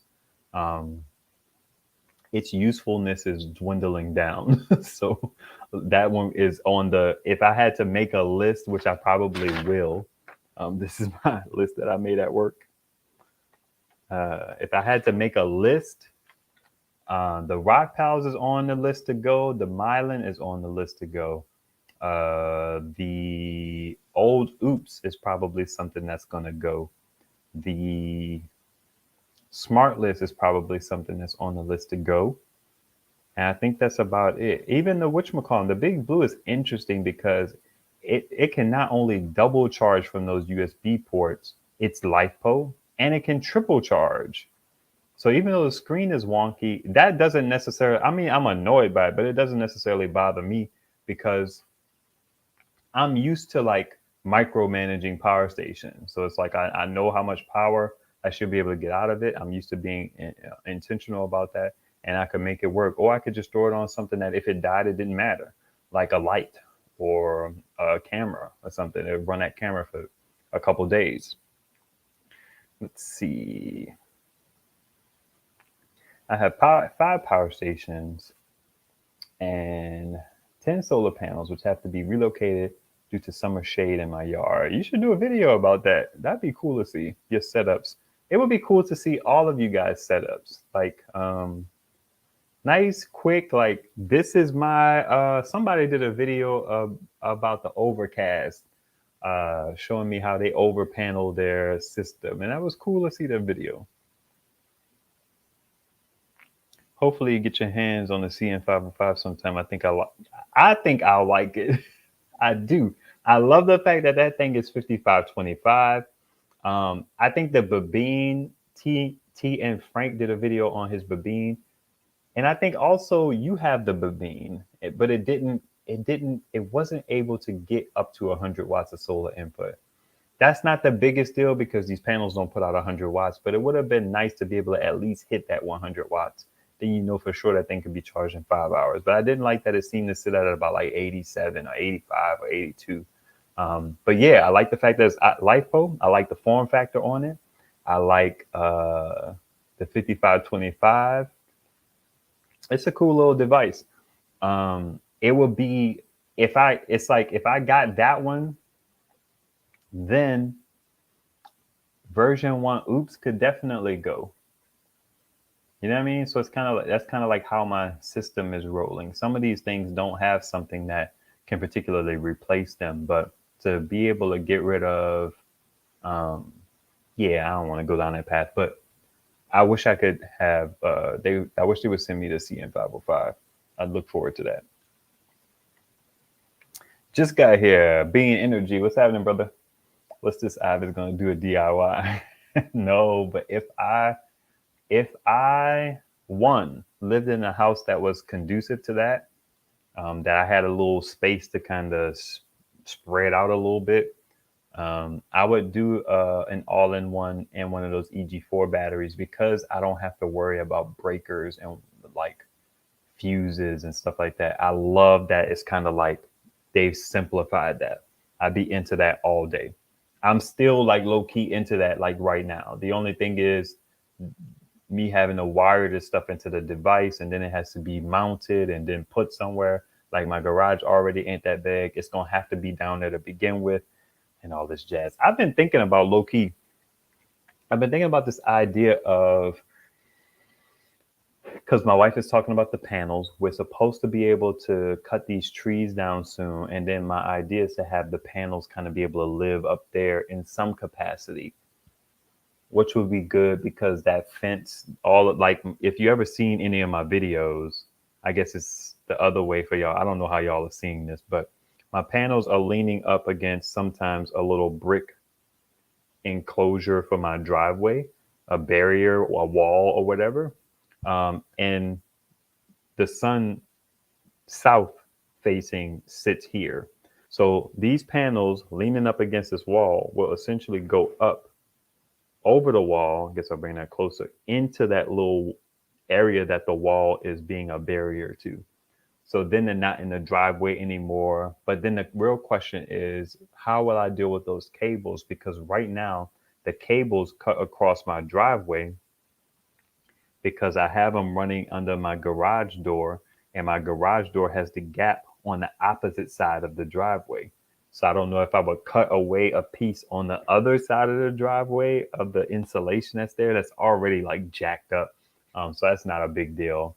I cut away that and then run it in that way. But it's a whole thing when I do it that way because that's not the side of the garage that we have the most space on. I could make it work, but then it has to come into the garage, right? If the wires are coming in on this side now, then it will have to go to the front of the garage, and then the door is here. So if the door is on this side, that's where all my wires come in. But then the panels are in the driveway on this side. So it's a whole thing. I need to figure something out, and I'll keep working on it, tweaking it as I find capable people to do this stuff that I want to do. Maybe I figure out how to drill a hole and get the wires into the house a different way. Maybe. I don't know. Let's see. With all the power stations you have, which one or two would you prefer that would take care of your needs? Would this include your future transfer switch? I don't have any power stations other than the Alcatel that could take care of my needs. The Alcatel is my first big power station that's like a legit contender for powering stuff around my house. There's a possibility of me getting another one in the future that's big like that. Bluetti may send me another device. I don't know if they misspoke in the email or not. So I don't know how that's going to pan out. That could be a third. And of all my devices, the EB120 is cool though. That thing's a little, it gets the job done. It's running my deep freezer right now. It's been running my deep freezer for the last few days. I had to take it off one night because it was before I put my Alcatel in rotation. I had found like such a good groove that I wasn't even pressed to put the Alcatel in. Y'all will see in the video, maybe, because I have a time type of thing where I can't put out the video until that particular time or something like that, but all will come to pass at some point. So yeah, I don't know. I think the transfer switch is going to be the look. That's going to be a good look when I get to a point, and I'm working on that now to try and get somebody to upgrade this panel. I almost told the dude, like, yeah, the end goal is to upgrade the panel and then install a transfer switch. But I didn't say anything because I didn't want him like scheming on a package because I don't know the guy. We don't have a rapport or anything. So now I just want to kind of like stick with the panel, how much to do the panel, get like a price on that, and then be like, yeah. And I'm thinking about putting in a transfer switch, which would be, is it ideal to kind of do that work all at one time? How much would it cost? Because the last dude just felt like he was trying to beat my head, and as my wife says, and I don't know, man. I hope it doesn't cost as much as this guy is saying, because every person who has talked about a transfer switch in videos that I've watched, they've talked about it being able to be accomplished for like a few $100s, like maybe like $400 or $500. This dude was talking about like $2,000. So I'm just like, dude, you need to relax, man. I am doing well, man. What's happening? Let's see. What is your most powerful power station? Now it's the Alcatel P2001. What's up, DeMarco? Small trench to channel the cables. Yeah, I'm not digging up the ground. I thought about it. I thought about it, and I didn't think about it seriously. I just thought about it in the sense that, because where my house is, my neighbor's house is right here, and then there was a house next to theirs that's just gone. So I thought about like, what if I could run a cable over to that yard, and then I would have like unobstructed access to solar for the most part, and still get some shadow at some points. But I ain't doing all that. I saw a couple of your shorts when you told me about your panel. I'm gonna have to visit the channel again, Day One Fishing, and keep checking out your shorts. I'm looking forward to how that panel is gonna keep working out for you. I entered that. What's Jason Noise saying? Hey man, enjoy the dinner. Enjoy the dinner. Ban everything. What's happening? Good to see you. Why do you need a new panel? You don't have a general. Is that to me? Why do you need a new panel? You don't have a General Pacific panel? Do you? No, I don't know. I don't even know what that means. Electricians charge more right now. They haven't lowered their prices since COVID. Interesting. Messing around me. My cousin told me, like, he was like, yeah, man, get because I was telling him about the pricing. He was like, yeah, that just seems kind of wild that it would cost that much. That work is really simple. And I was like, yeah, I'm gonna get another quote or whatever. What do they call it? A second opinion. I'm going to get a second opinion. He was like, yeah, get a second opinion, and push come to shove, I'll figure out how to do it for you. I'll do it for you. He has a lot on his plate though, so even for him to offer, I appreciate it greatly. She took the kids to the park too. They had been talking about it since I got home. I got home like around 2. They was like, "Mommy, can we go to the park? Can we go to the park?" So she took them over there. Okay, we talked about that. Ban everything. 6:15 Eastern Standard Time. Usually the day after a video goes live. My once a week video, because I feel like I have a lot of content I'm recording, so I may start putting out more videos a week. I get excited, y'all, when I record a video and it's finished, and I have to make myself not post it, which is where Patreon kind of works out, because those people who rock with me over there, they'll get the videos early when they're done. But I've been recording a lot of content, um, and it's just gonna keep going once the summer hits, because I'll have more time when the missus and the kids are not around. I'll have more time when the sun is out, so I'm not inhibited by inclement weather. And then with the sun being out and just kind of moving and shaking with solar, I have all of these like casual ideas. Like literally yesterday, I recorded a whole behind the scenes just on the strength of like the stuff that I was doing was cool that day. So I was like, let me record it. And then I just kind of walk through everything. I'm showing you like what I got over here, what I got over there, what I'm doing here with the cables, and they're not long enough. And I got to switch these out. And this is the 320. It was a whole thing. It was a whole thing. I hope it's good. We'll see. Yellow, not yellow. For some b-ball, right? My wife is she's a hooper. I can't play basketball. I don't look terrible when I try, but I cannot play basketball. I don't look super awkward. I make a shot or two here and there, a little more than here and there, because I'm a technical person. But my wife hoops, like legit hoops. And she was like, yeah, our kids can't play basketball at all. I should be ashamed of myself. She was like cracking up in a video at watching them kind of just the shenanigans that ensued with them trying to mess around with basketball. I believe I know that same influencer, but that ain't new. Yeah, that's been the same song for a long time. So I'll give him that. It's not inconsistent. Oh, really? You hoop, MJ? That's cool. Can I bowl? I could get it down there. But I can't curve the ball or anything. I ain't that and I don't even want to be that real. I don't need that, man. I don't need that stress in my life. My Caucasian um co-worker, who's now a good friend of mine, he wanted to introduce me to golf, because typically, stereotypically, black people ain't into golf.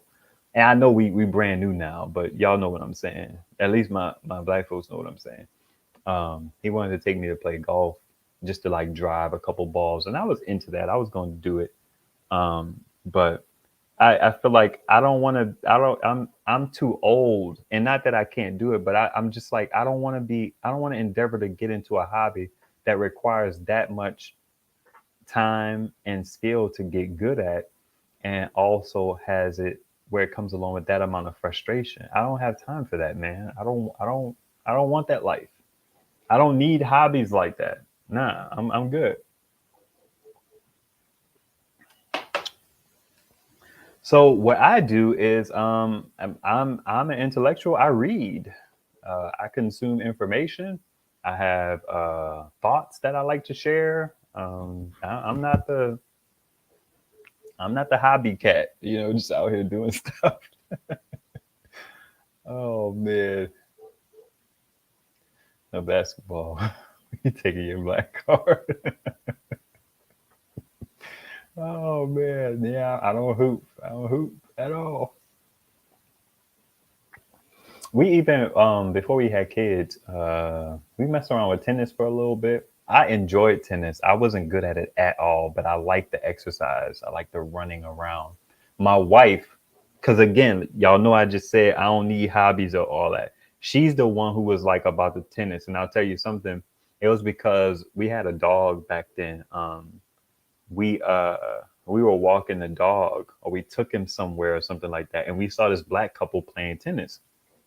And it was cool to see them playing tennis. That's why representation matters. I don't want to get into race, even though I don't care. I talk about race all the time.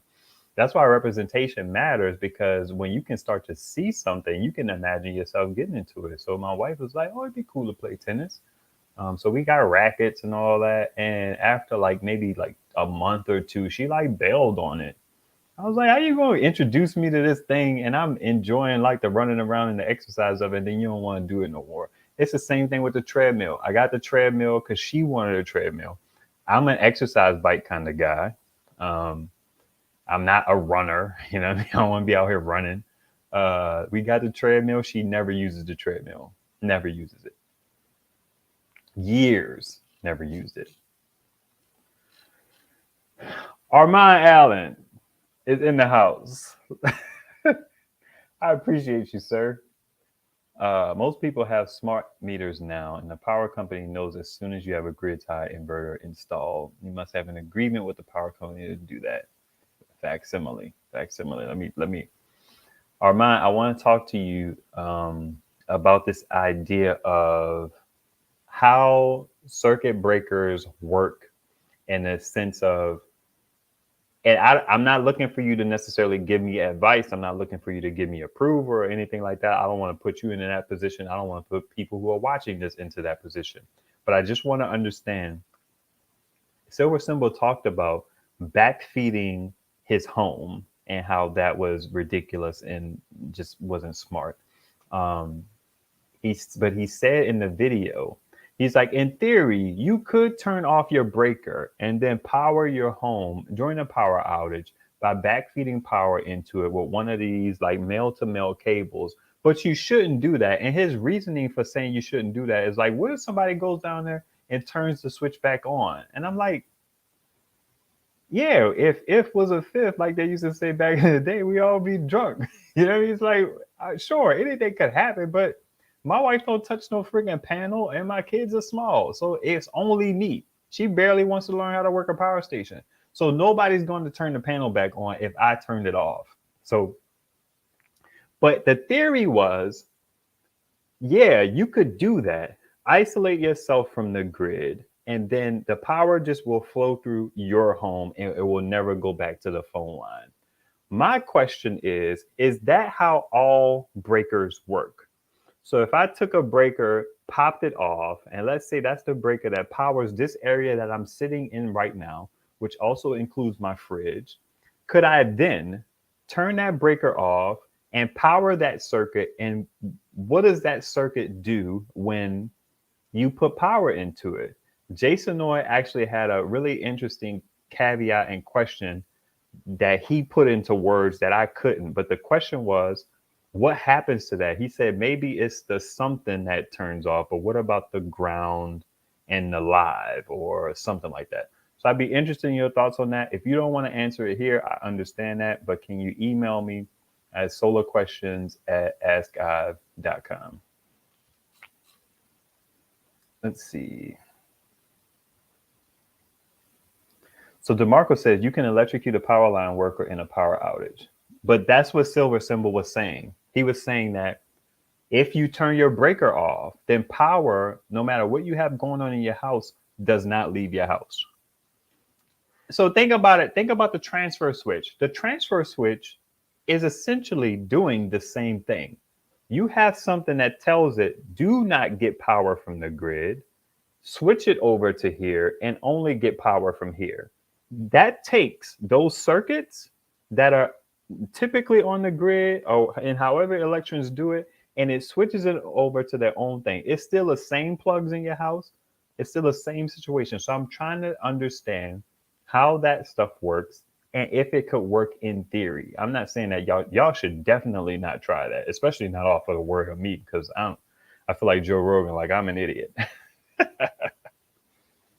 All right, CWG. It still sends power out. How?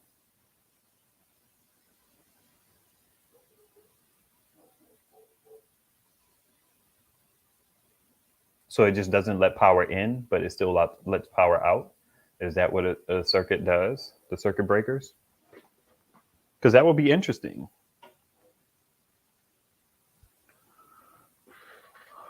All of mine used to be friends, friends I don't have anymore. I was listening to Drake today. His like rap music. I don't like his R&B music. I went through Amazon Prime, the free selection, because I don't pay for it.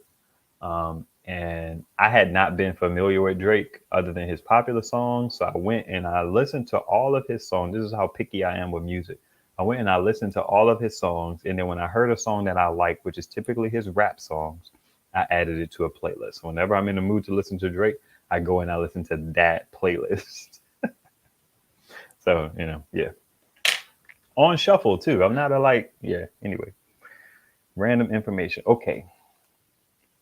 If a grid tie inverter doesn't see grid power, it will not work because of anti-island circuitry. Yes. In Silver Symbol's example, he was talking about a power station feeding power into your house directly. And he said that in theory, if you turn your circuit breaker off, that should stop power, essentially isolating power into your home only.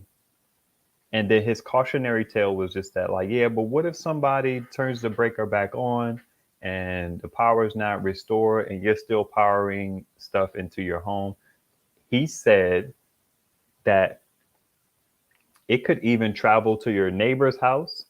I'm not going to put anybody on the hook, but somebody even mentioned that I was watching something that it could reach out to the line and then the line would step it up. But then somebody said that it's a possibility that electricity, and we're talking about power stations here. I'm not talking about like an inverter, a generator that's producing like 3,000 watts of power.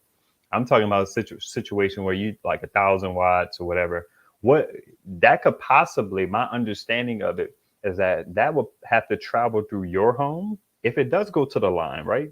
It could possibly go to your neighbor's house first, and then your other neighbor's house first, and then it may not even have enough juice to possibly hit the transformer to get it to the line. I'm not saying any of that other than an exercise in thought,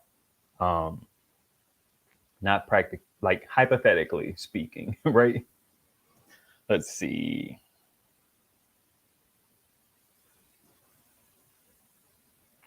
My solar question of the year is, how long can we expect the AC inverters in the power stations to last? Yeah, that's true. It will travel as far as it can until it's utilized. It will power your neighbor's lights and stuff and whatever. Okay, I got you. Jimmy says the circuit breaker's power comes in from the grid to the lugs in the panel. The lugs have bus bars that the circuit breakers snap onto. The circuit breaker only stops power from going out that line. Now, when you say out, what direction are you talking about? Let me read that again. A circuit breaker's power comes in from the grid, from the line, to the lugs in your panel. The lugs have bus bars that circuit breaker snaps onto. The circuit breaker only stops power from going out that line. Yeah, I need to know which direction you're talking about. What does out mean? Out to my outlets or out to the pole?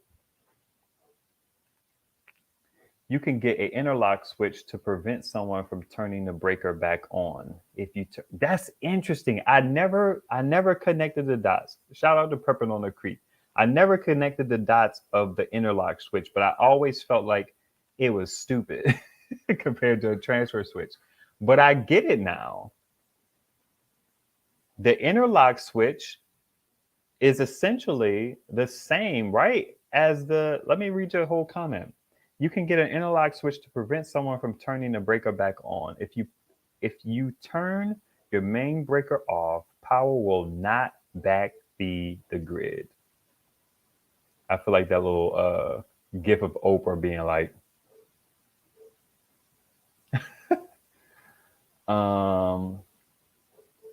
anything behind them is live connected. Again, okay, let me see. Out the house plugins, outlets.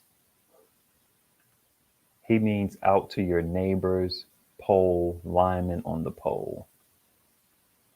I don't even think we visualize your finger. Yeah, I have to, like, you know what I mean? Prepping, that's what I was trying to explain. Maybe I missed your comment, Nico. I was trying to see what Armand would say. And Jimmy, are you talking about the main breaker or the individual circuit breakers? That's another good question.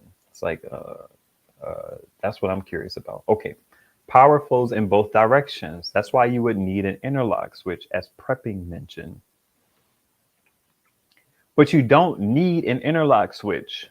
The interlock switch just stops you from doing something stupid. That's my understanding. The interlock switch in and of itself is just a safeguard. It's a thing like, no, fam, you cannot. I'm not going to allow you. The only way you could send power through all your circuits in your home is to make sure that your breaker, your main breaker, is off. That's the only way you can do it. But you don't need an interlock switch.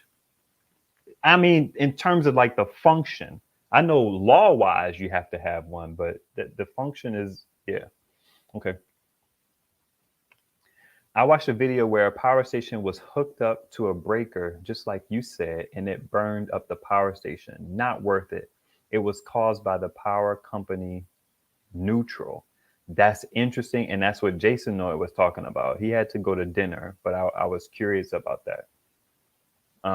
So for the sake of conversation, right? Hypothetically, you have a situation where things devolve and your power is out for months, right? You turn your breaker off and you should be able to power your home, right? And it should not go out to the line, right? I'm gonna just sit that right there for a second and see what y'all got to say. I'm not knocking the complexity of the conversation that's being had, because I feel like it's very educational and it needs to be had, right? Especially because I brought it up. But I want to put that question out there. James says it's legal to have one. It's illegal to not have one if you have an inlet. It's okay. It's illegal to not have an interlock switch if you have an inlet. Okay.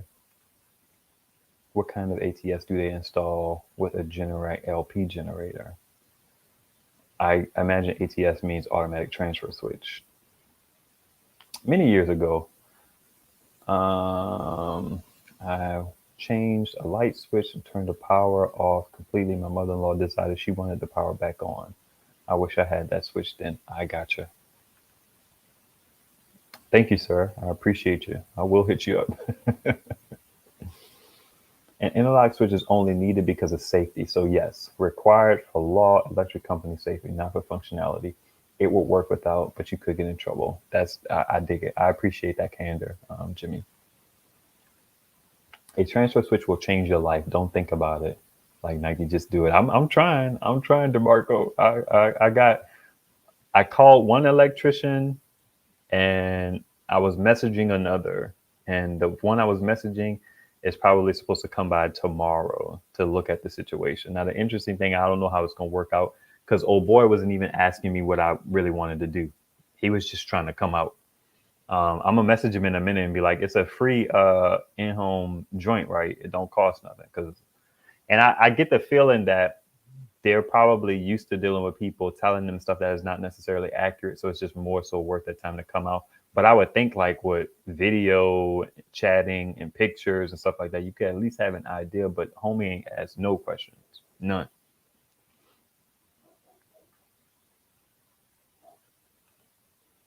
I was an electrical inspector for many years, and it is very illegal to not have some type of interlock. I was also an electrical contractor for 44 years. I know, man. I know you're sharing it for the benefit of the community, but I know.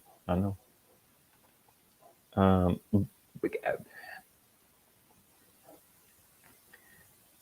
I get the idea of safety. That's why I liken it to this idea of don't plug an air conditioner into an extension cord.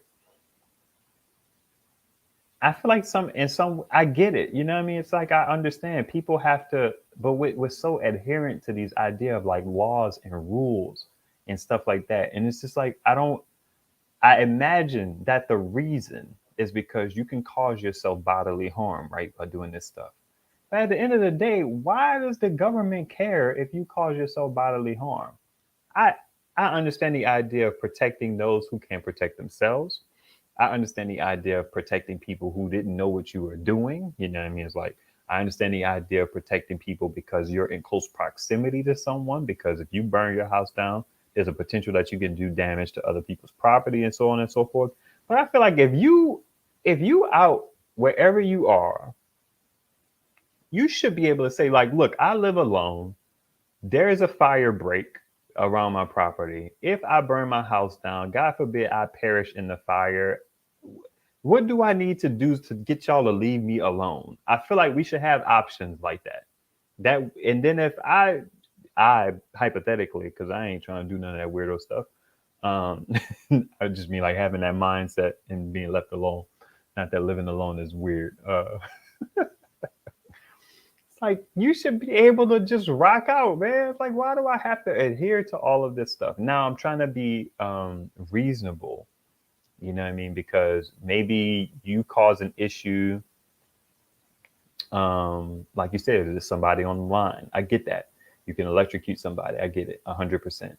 But like they do with solar, they have that switch, man. You hit that switch, and then that, you know what I mean? It is what it is. I don't know what it does. I don't pretend to know what it does. I think it's weird that that switch is on the outside of your house, but that's just me.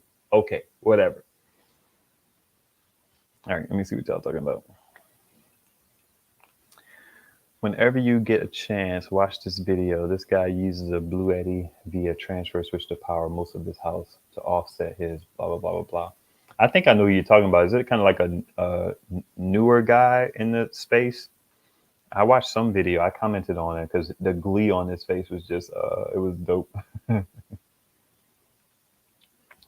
You can get an interlock for not much money. It's a 10-minute install. Yeah, I need a transfer switch. The interlock is not going to work for me. I never understood the appeal of all or nothing. I don't have a generator an open frame generator that'll produce 4,000, 5,000 kilowatts of power, watts of power to power my whole home. So to do an interlock is weird. I would never want to do that. Transfer switch is ideal because I'm in it for reducing the load that I have on the electric company while saving me some coins because I have these power stations, right?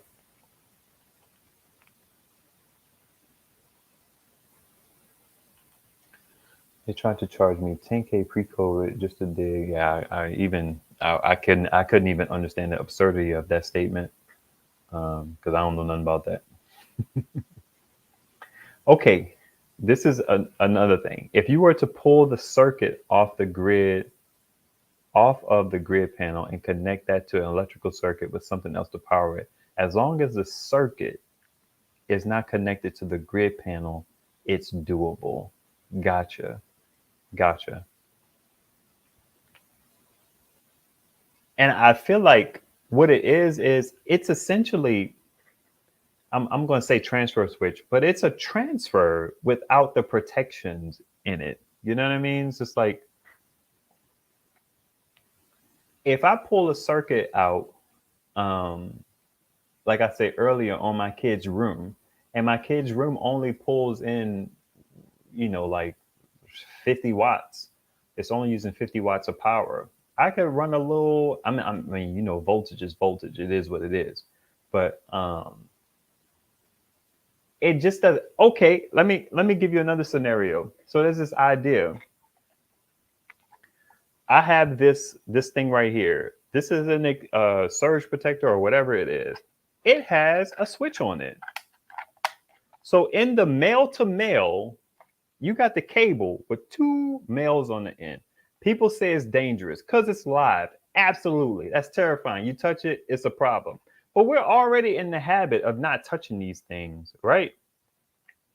You know not to mess with this. If I put it on one of these, turn this off, right? It's off. Plug this into the thing, then this is no longer live. Sure, I'm putting a lot of trust in this, but I wouldn't just touch the end of the cable. You know, it's like, and another safeguard is the fact that the power station has the ability to turn its AC off. So if you have a situation where you plug this into the power station, boom, take your male to male, put it into here. I'm not saying that this is a good idea.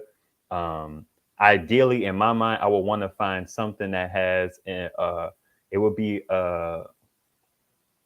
what is it? It would be like a proper gauge extension cord with a on off switch on it. I think that would be perfect.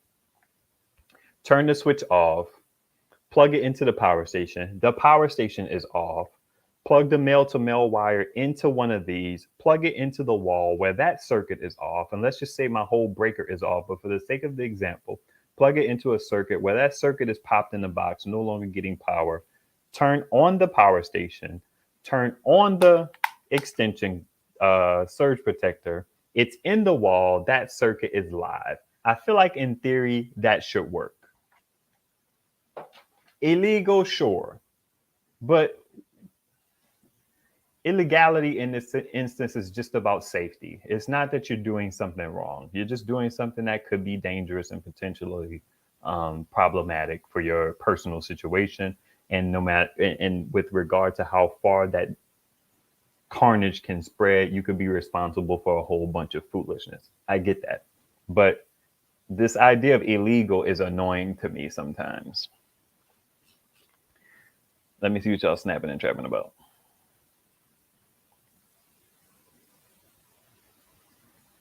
Yeah. That's the guy. Off-grid solar smart house. He has yeah, I watched a couple of his videos. I commented on a couple of them too. He had a power outage and he had this stuff on a transfer switch or something like that, and he was able to like keep it moving. Let's see what we have here. Where's my other window at? If safety is not in the conversation, then any way you can get electricity to that circuit aligned would work. Electricity will flow through as long as the circuit is complete. Yeah, that's my understanding as a novice. It's just like that. That's my whole understanding of the premise of why we have the circuits, because in that instance they are isolated. So in theory, hypothetically, my fridge, which is on the other side of this wall from me in a nook that is very tight, that I would have to pull it out of. I think about a vet. I'd have to pull it out of there. Whereas hypothetically, that fridge uses 100 and some odd watts. This setup wouldn't even necessarily be powered off of it. I only have that fridge. The dishwasher throws a wrench into that, but that's neither here nor there.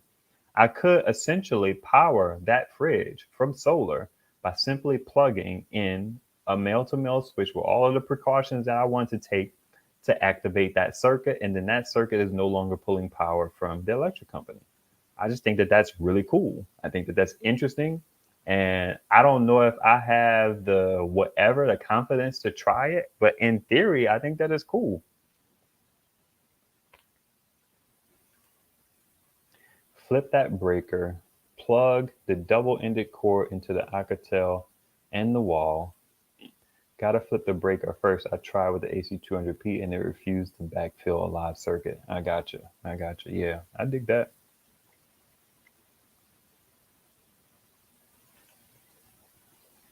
Oh, okay. You see, I already posted. I wonder if somebody shared the channel. That's why I was trying to find this other window, because I wanted to say Stump the Yard. StreamYard doesn't allow me to see comments that it blocked. I just used a suicide cord I bought on Amazon, mail to mail. You just used it? I'm still gonna hold that one for review. Just, let me see what comments I missed. If this lets me.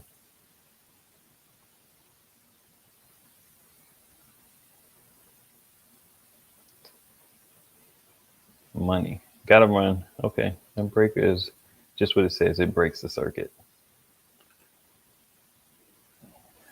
And the questions we were having is, does it break it completely? And I would have to imagine yes. That's what one would assume. But yeah, that's what I would think. I'm probably, no lie, I'll probably try it in some capacity, very, very small capacity at some point, with just like a super low power draw. And then I'll probably try it. I don't know if it works this way, because I was thinking about, I'll probably try it in my basement. That way I'm lower. And then if it has to flow through the house, not even, I can't imagine it would have enough. Then it could kind of go through the whole thing and not be a problem. But I just think that stuff is cool, man. I'll probably, yeah, I don't know.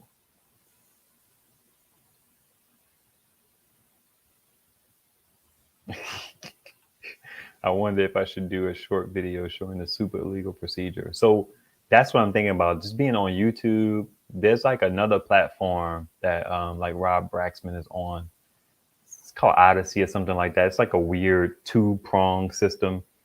Like Odyssey is like the front end, and then the back end is something else or something like that. But they're not as stringent as YouTube is about the content that gets uploaded to it. Yeah, you're right. That is what it's called, but I understand why YouTube would hold that comment. So um, I let it live. I've never had monetization held on a video for longer than maybe a day or so, but I've had some get that yellow check mark because of words that I mentioned, but it cleared up after a while anyway. My only question is, if you flip the main breaker and use a cord, a double male to male cord in the wall, will it flow back and only power one half of the panel? Or is there a bonded connection so you can power both sides? Yeah, that is really complicated. I'm gonna let somebody speak to that. Even with the male breaker off. To answer your main breaker question, I was talking about the individual circuit at the time. The main breaker is for the main lug lines feeding the bus bars. Interesting. Let's see. I want to make sure I didn't forget anything.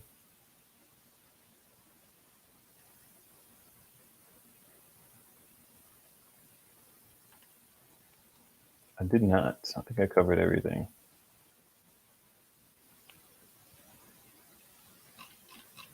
At least on this list. Man. Main breaker is for line 1 and line 2 coming in from the grid. The rest feed from what that lets in. Okay. Yeah, it makes sense. Let's see here.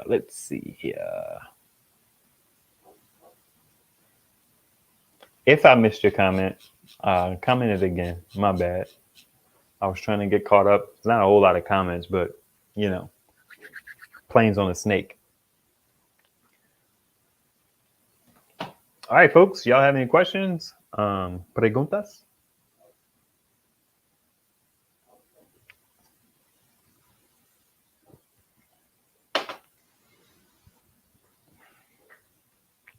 I wish more people made videos about those grid tie inverters.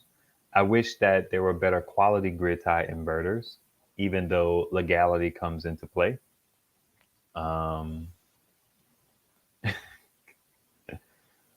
wish everything wasn't illegal. I know in the EU, there are people are allowed to backfill their homes up to a certain wattage. I think that dude who has a bunch of videos about this little on the road car. It's like a four-wheeled motorcycle type of thing called a Twizy. I think he has videos about that.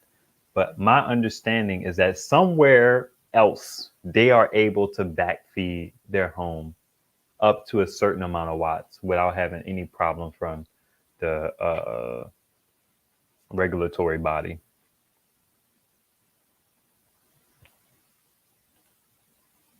Where's the peanut gallery? What's that supposed to mean? Oh man, I feel like you be joking. So the peanut gallery to me is like people who crack jokes, right? I don't know if it's demeaning or not. So I want to check before I deem you to be a part of said peanut gallery. I say screw the. We don't eat fried. Where are you from, Nico? People up here talk like that. Get a lockout, cheap inlet.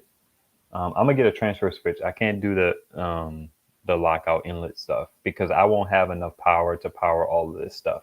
I can't turn my whole house off to be able to power circuits. That's not gonna fly. I need a transfer switch for sure.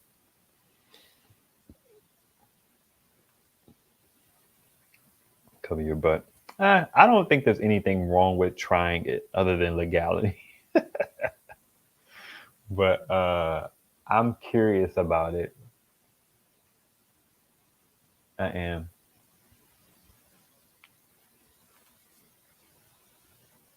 Okay, I don't want to talk about that. I'll let y'all talk about that. Thanks, MJ. I appreciate that.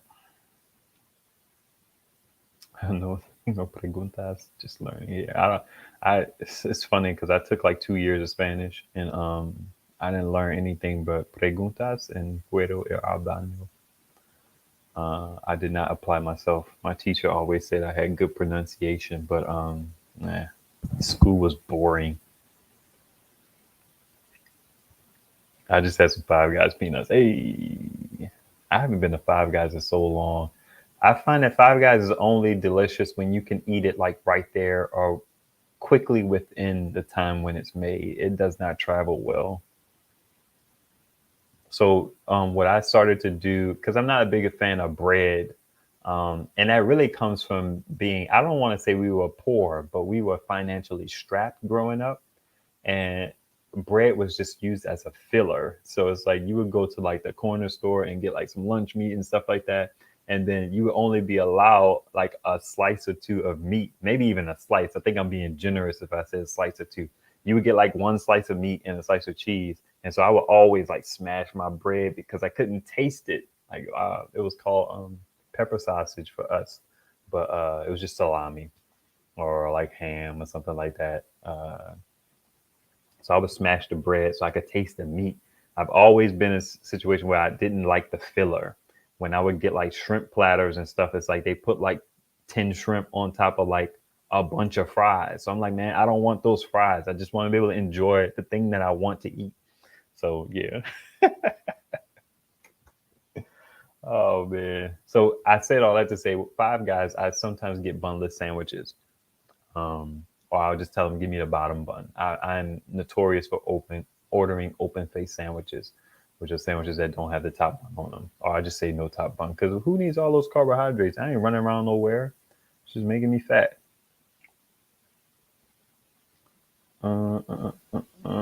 I took one bread off and did a fold over. Hey, it's like who needs all that bread, man?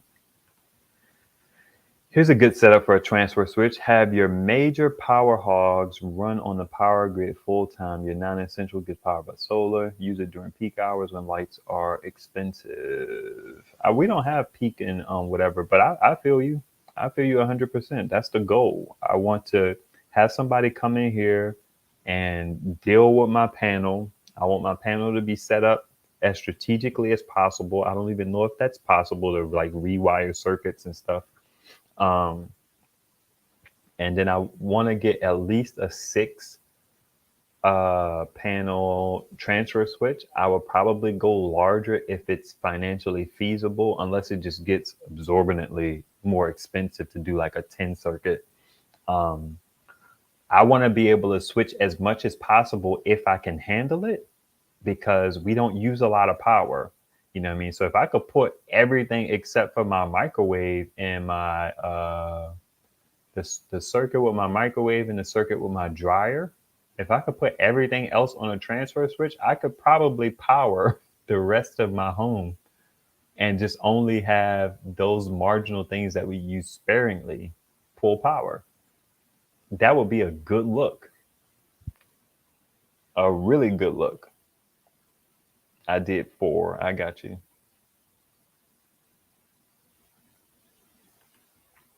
I've lived in a lot of different states. I grew up in New York, but have also lived in Arizona.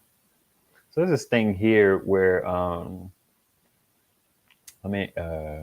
Western PA, where people say like this, they'll say, "Oh, that needs cleaned."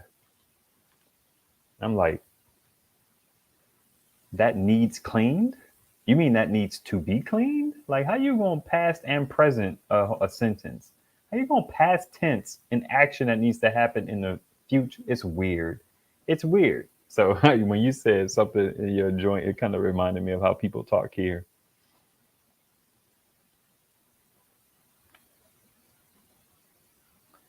I want to run one circuit off the AC 200p, but I need an automatic transfer switch for it. I see some on Amazon that I want to try.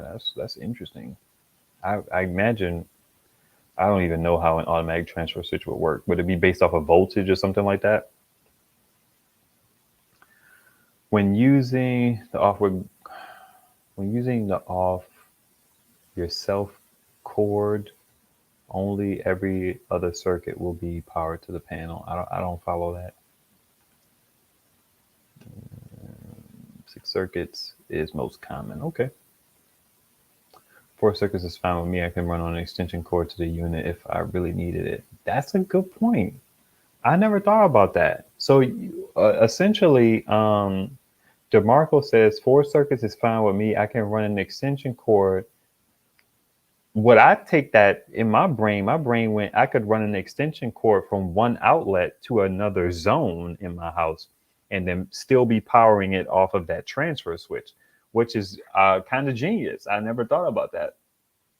Like, if this circuit right in front of me is on my transfer switch, this outlet, I got to plug an extension cord into it and run it into my living room and then power anything in my living room if that doesn't happen to be a circuit on my transfer switch.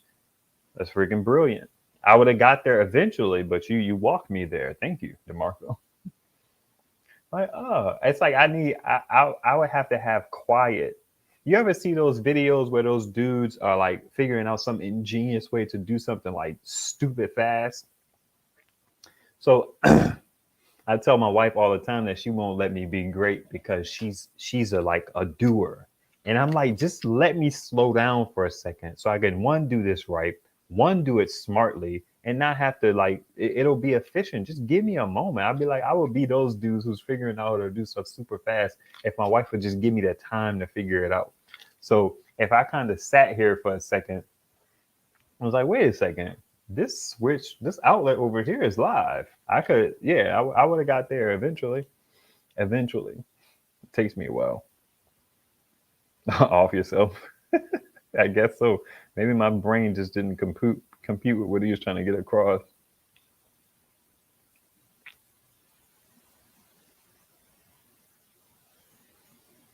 The wiring in this house, this old house is horrible. I blew a circuit in the kitchen with the electric kettle and the microwave on at the same time, but the lights still work. Yeah. My situation is similar, which kind of had me thinking that I may have needed my panel to be upgraded. And we'll see what the second guy said. The first guy, he didn't come to the house, but I sent him some pictures and he was talking some wild numbers. So we'll see what the second guy has to say. I'm definitely going to get the best price. If I got to pay my cousin to do it. We're going to figure it out and we're going to be all right. Now, yeah, I don't know this leg stuff. Whenever Will starts talking about that stuff, my eyes glaze over. I don't know what that dude's talking about. 2 words out of duct tape. What's up, Kane Wayne? Good to see you, man. Thinking about getting solar panels for the roof, but if I have to spend the money, why not get the Tesla solar roof shingles? What are your thoughts? The Tesla solar roof shingles are going to be expensive. They started out really inexpensive, and they figured out that roofing is hard. So they had to raise their prices. And then I just watched a video from Undecided with Matt Farrell or 2-Bit Da Vinci.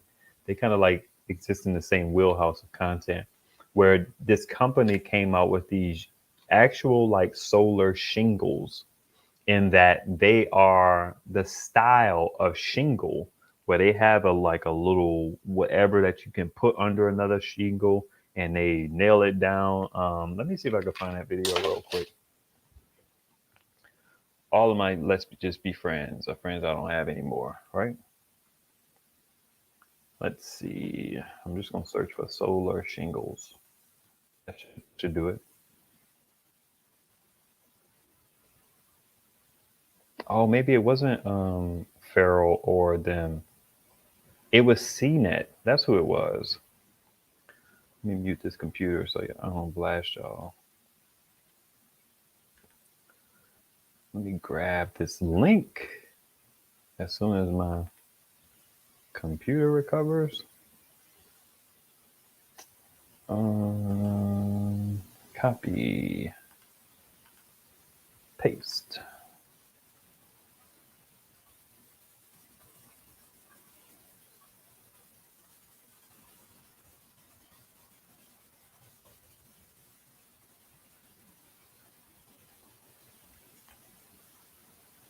Let's see.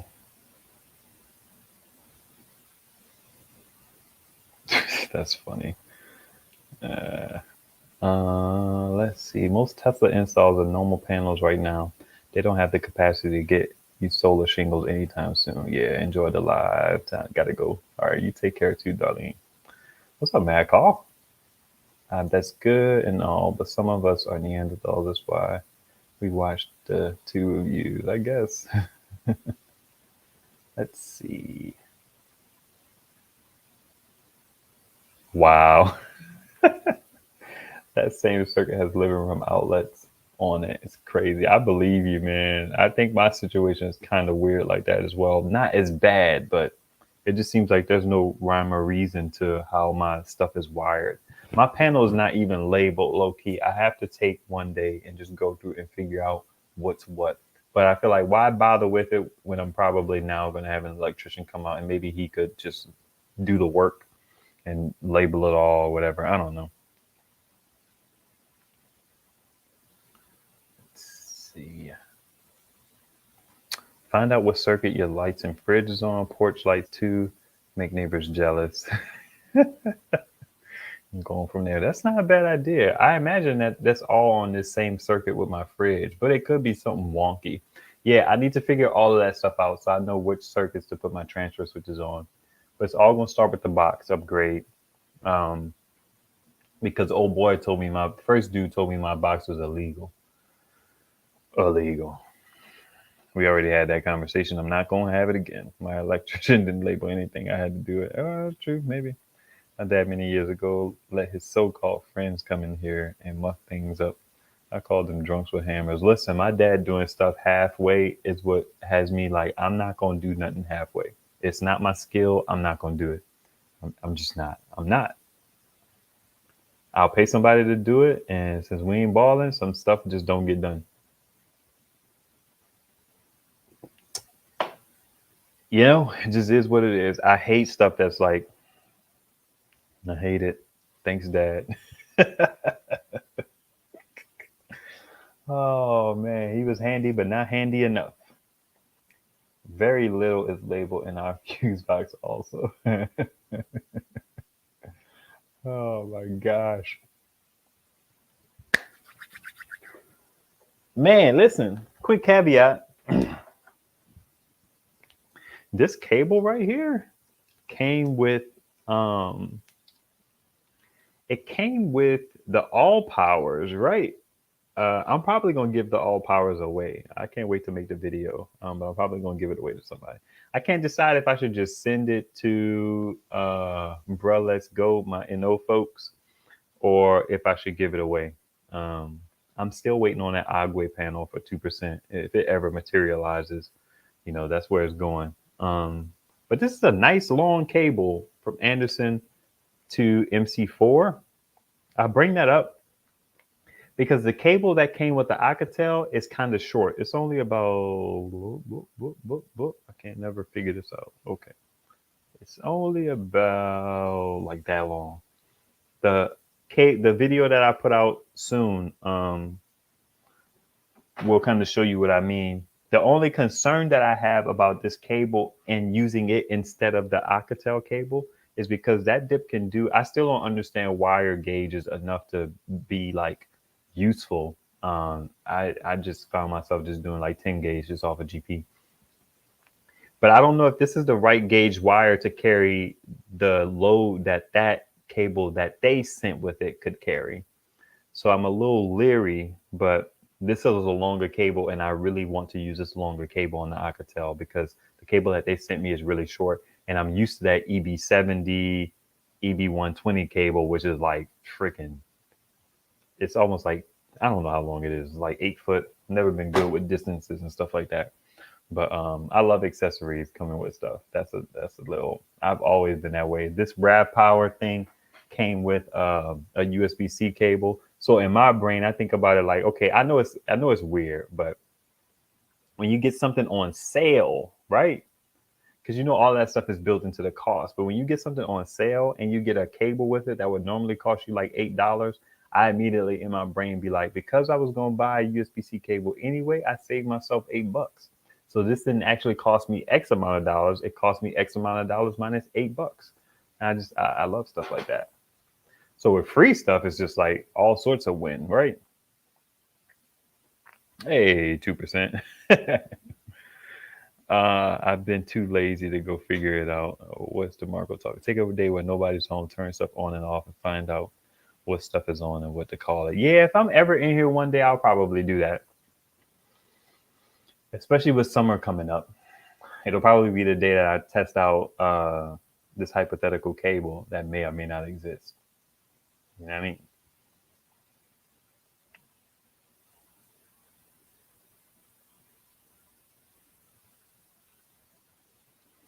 All right, folks, it's been real. I could probably think of some other stuff in a moment, but I got nothing. So we're going to call it a day. And thank y'all for hanging out with me. I appreciate you greatly. Cool conversation. Thank you to the guys who contributed to that conversation and giving your boy some learns and thus giving everybody else some learns. I appreciate you guys. I think that's it. I'm also fiending for a phone. I need a new phone. This phone was my Pixel 3. It died on me. There's still footage on here that I need to get. I need to endeavor to replace the battery. But I want a new phone. And I've been scheming on trying to get real T-Mobile service here lately. But certain person that shall not be mentioned is dragging their feet. But, you know, life gets busy. I get it. But I want another small phone. I don't like these big old phones, man. I want a phone I can put in my pocket and be okay. These freaking phones are huge. But anyway, yes, think of all your knowledge. Well, appreciate it. Thank you guys. I appreciate you. After seeing many fires recently, including that cargo ship full of electric cars that sunk, I'm switching to LiFo. Yeah. All right. I'm out. Y'all be beautiful. I'm gonna go enjoy this quiet while my family's away because I know when they get here, my wife gonna be trying to put me to work. Later.